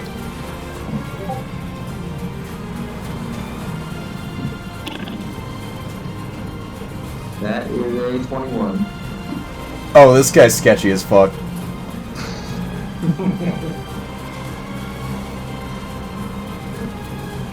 Want to buy sundial? That's all I'm picturing. No, that's the exact same energy. Like, Yes. Craig, you can probably guess, like, you've seen goblins do this all the time back home, where literally they're like, oh, I'm totally part of the auction. Here, just give me the stuff and I'll go get it set up for auction right away. Ooh, This guy's an amateur. Yeah. Look, buddy. I've been around, okay? I can see through your little ruse here. Why don't you go, find yourself another mark, huh? You dare impugn my honor, sir? What honor? Ooh. Well, I never, as you see him kind of reach for a knife, I just imagine Entropia just kind of like leans around Crib. There's already a knife at the back of his neck. Oh. Choose your words carefully, darling. No words are needed because the smell of urine immediately begins to fill the air. as he like slowly shuffles away.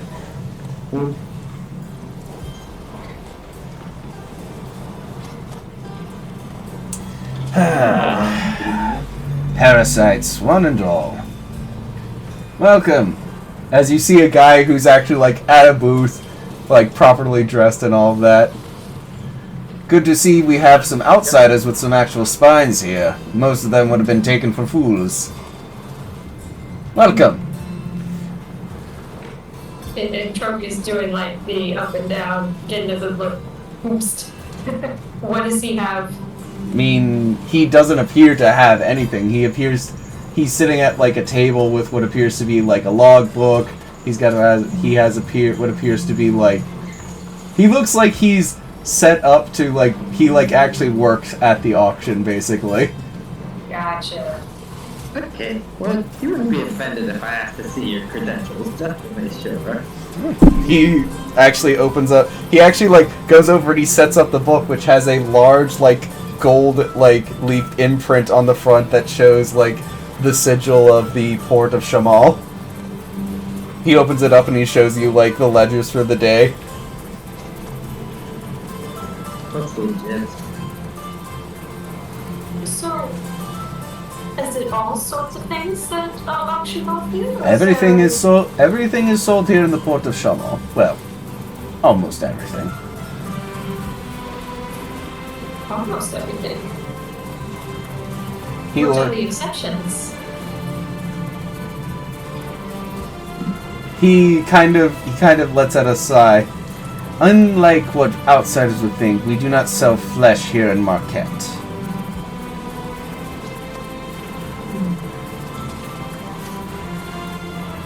In other words, out of game slaves. Yes. Okay. I see. Good to know. So, but I assume you are not in the market for such a thing. No. Is there anything you are in the market for? He actually has like tabs in the book as he begins flipping through like things that were basically like brought in to be sold. Is there anything in particular you've been looking for, darling? I should like look into Crave, but then can she also, while he's flipping through the books, can I like look in the book? It's like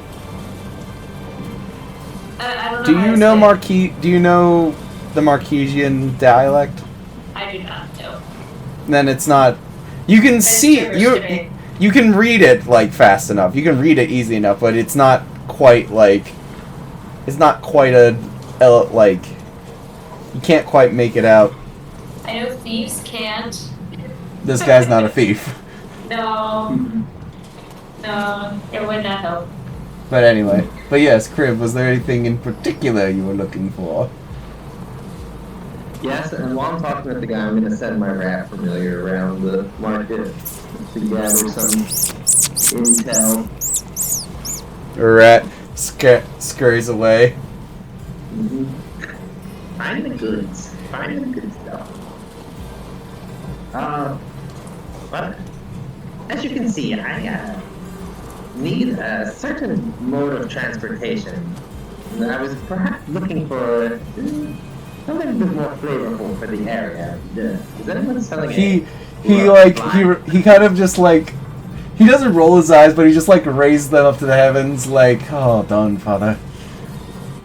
Magic carpets. Hasn't been not to say that I've not expected, but You have the coin for such a thing. How much does one normally run? Well, starting price. He starts looking through his book, which is also known as me looking online. Looking up the price, that's fair. That is valid, friend.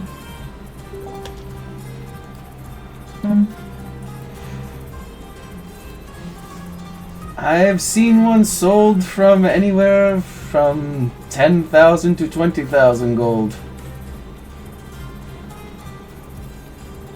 And would they be sold here, just as to the auction, or is there a particular shop? Well, there's no particular shops that would be bold enough to have a magic carpet on regular display. There are people who would be willing to sell them, though. And they... He kind of looks at you. He seems to be, like, trying to express something, so if both of you want to roll an insight. I'm not good at that. I'll do my best. Oh, not Can my good. bird help me? Does your bird have insight? I don't know, would it? No, it's a bird. Dang. I tried. Yeah, I got an I have 9. So there's this long, awkward pause. He's just both standing there, just like. He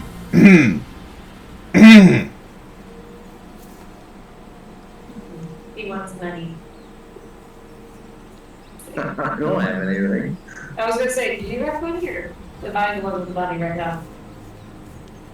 I have like 4 platinum to my name. Jesus. Okay, well, She'll start with 20 gold. She'll pass over 20 gold to them. That's actually Nods. what I was- He also notices you take it out of the pouch.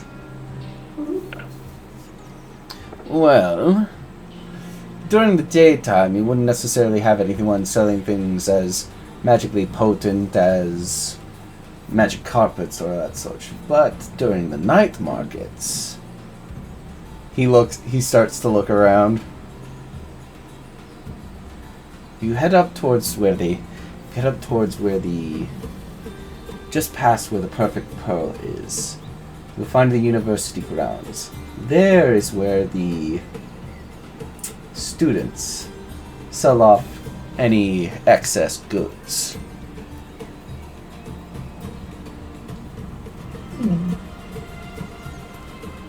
But you'll have to wait till past sunfall.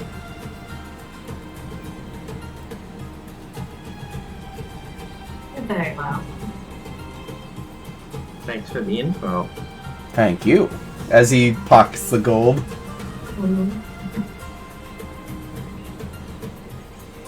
There's a cat. Yeah.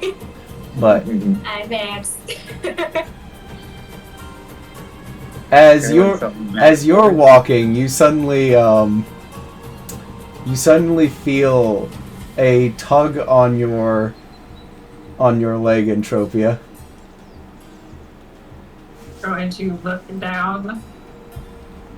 You see 3 red kobolds looking up at you.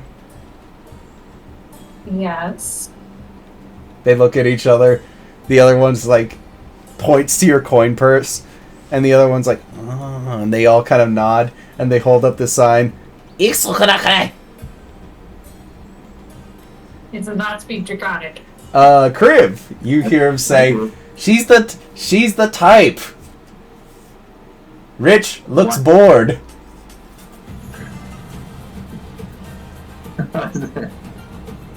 The type for what? They all suddenly look at you. They look. Yes, I'm a human. I understand Draconic. How many heads? Pardon me? How many heads? 5.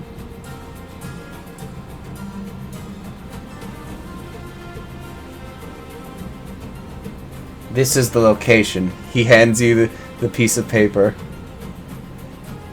If she is uninitiated, nods his head, and then they'll walk away. Did they look like any of them would have anything on them? No, they look like peon, basically someone's peon kobolds. What exactly were they saying? I didn't understand the word. But I think they've just been invited to some sort of soiree, my dear. Something under the piece of paper. Am I able to read the piece of paper? Oh yeah, it's written in common. Okay, cool. For the Purple Dragon Club. The Purple Dragon Club? I say we check it out. Perhaps. She's just gonna take the paper, fold it up, slip it into like her pouch Alright. for now. Lastly, Jocasta. That's me.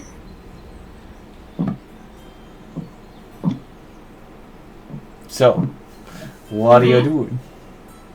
Just wandering through the streets of Shammel. Yes. Not So- really shopping because I don't have any money, but browsing. So as you're walking, you're not quite sure, but you feel drawn to the local tavern called the Perfect Pearl.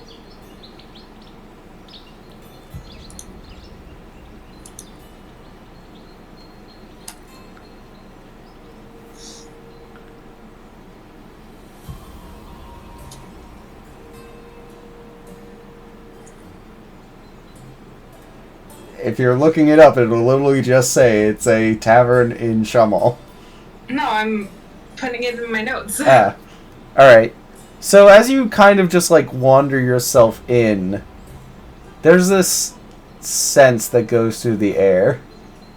This kind of feeling you've gotten from before. As you slowly look around, you see what appears to be this kind of well-to-do looking older halfling with kind of graying sideburns and a kind of general countenance of it that is a person who knows a lot about how the world works. Let me double check. This guy's about like 41 years old. Got kind of brownish gold eyes, kind of soft pockmarked skin, but very like powdered, kind of well-to-do look. He has a very well-made looking kind of silk outfit as he looks at you, and you look at him, and you suddenly get this kind of cold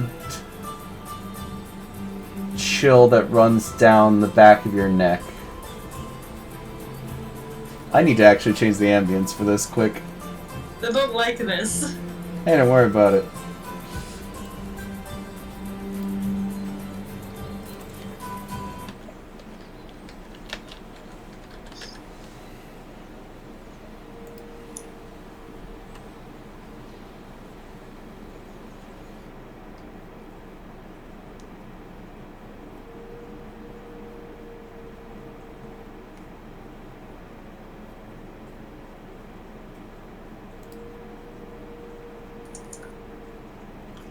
The halfling slowly shifts forward from his bench and walks forward to you.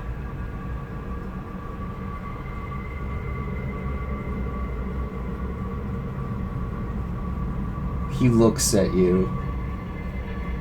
You came.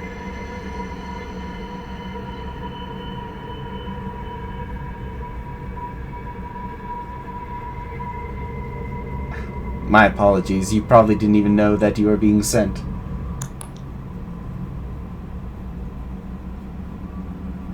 Where are my manners? George Hall. At your service. Spell that for me real quick. Georghehawe.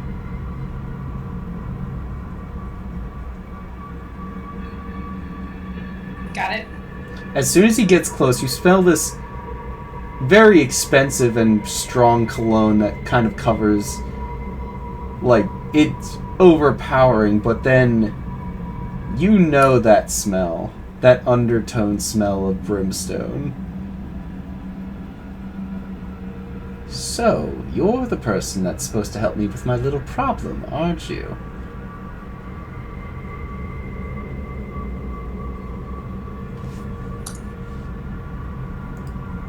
But, where are my manners? Come, sit. Let's have some coffee and chat.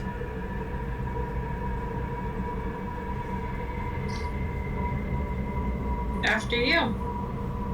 He George. gestures over and he actually snaps twice and servants start bringing over, like, coffee and other accoutrements.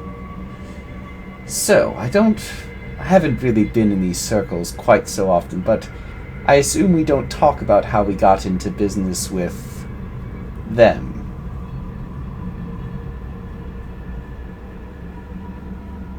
She just smiles. Sips her drink.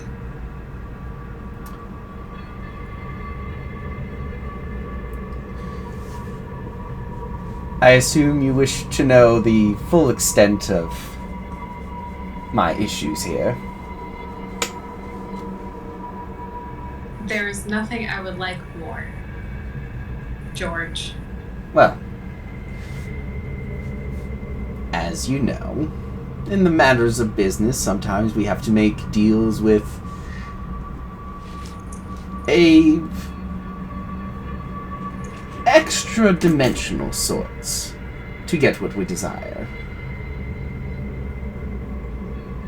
I'm intrigued on how exactly you came to be associated with Lord Asmodeus himself, but I'm not going to complain. I was surprised when his emissary showed up and said that you and some of your associates would be here to help me. Said that you owed him favors? I won't pry, of course, but... Technically, at this point, he owes me before he gets anything else. Oh, yes. He said that you would say that. And he said he would specifically call it in on your friend Kriv if you were to try to pull that on him. I'm not saying I won't help you. But Yes, I made a little bit of a mistake. How familiar are you with the Archduke Mephistopheles? We've met. Fill me in. Well, he's the second strongest Lord of the Nine Hells. Don't tell me what I already know. He serves over Akron. I don't know exactly what you want me to say. I tried to get a good deal when it came to the matters of regulating weather here and making it a more pleasant environment, and turns out I accidentally overstepped my bounds a bit, and now Mephistopheles is going to foreclose on my loan, as it were. Before the end of the week, I need someone to help me renegotiate when I meet him at the crossroads.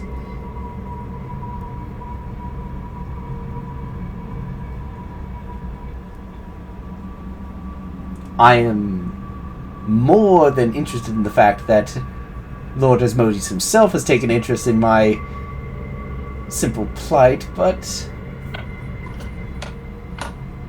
I'd rather you know, I suppose Lord Asmodeus can see that my plans for this place are far grander than simply going to be crushed by his rivals in the Nine Hells.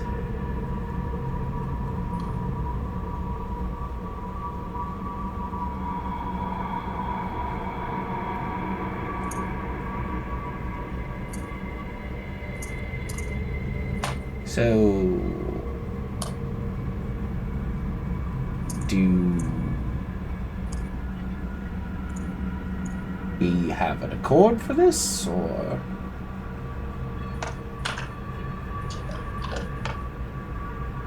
I will help you. Before you say anything else, I will offer you free room and board for for your entire stay here, for you and any of your entourage. That sounds great. Do we get our own rooms this time? If you wish, I can arrange that. Love this scene, but I'm tired of sharing a room. Great. All right. Well, that certainly sweetens the deal. That said, we'll help you as long as it serves us. And it sounds like it will serve us if a certain someone is threatening to mess with Kriv. It's actually written here. He pulls out a pure red piece of paper and he hands it to you, like it's rolled up in a scroll style.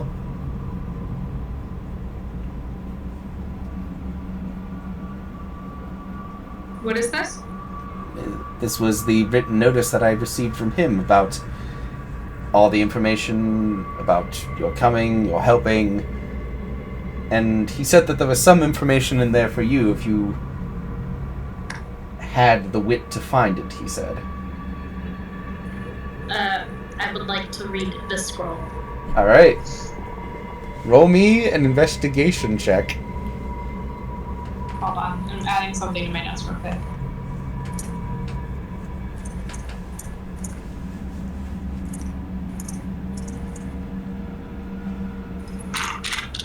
An investigation check? An investigation, yes. Do you want to burn a portent? What do I add to this? Do you want to burn a portent? Do you want to know what is? I'm going to use a portent and roll 15 for a modified 20. That is just the amount you needed. So as you begin to read over everything, of course it shows everything where it's like so on and so forth, the help of George Hall, and this and so on and so forth, the associates of one Jocasta Marsorn, which entails one Nassim Hua, Kriv the Scourge, Entropia Vite, so on and so forth, and etc. etc. In the matters where it comes to the calling upon the clause in the opposing ideals of evil forces against the forces of the Nine Hells, they will be in due course to assist one associate George Hall in the matters of securing his greater goals in the matters of Shammel and its inevitable future.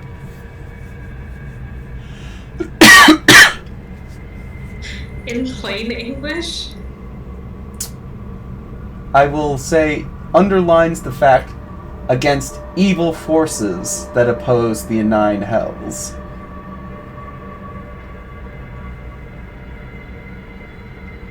Interesting. How can evil against evil really work?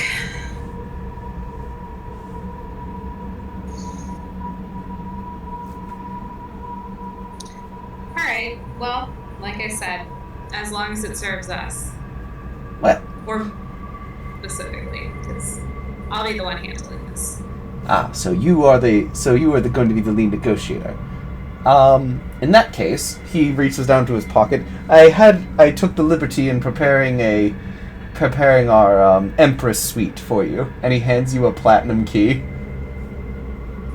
I have some friends who need a honeymoon. I'll let them use that one.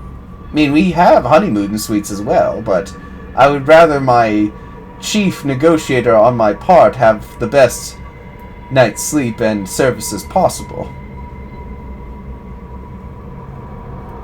Alright. Well, Can't argue with that. I see ourselves having a long and very fruitful business venture. No. Well then. He then stands up and walks away. And that's where we'll call it a night. Alrighty. Woo. Joe is so pissed. She's Sounds like it. So we have to help this dude Yeah, to as Hercule's to get basically to calling in favors that you guys have to help him. Okay. And this could potentially, out of game, this could potentially help us get into the Hells. Potentially. Ah. Ah. Tap on your nose.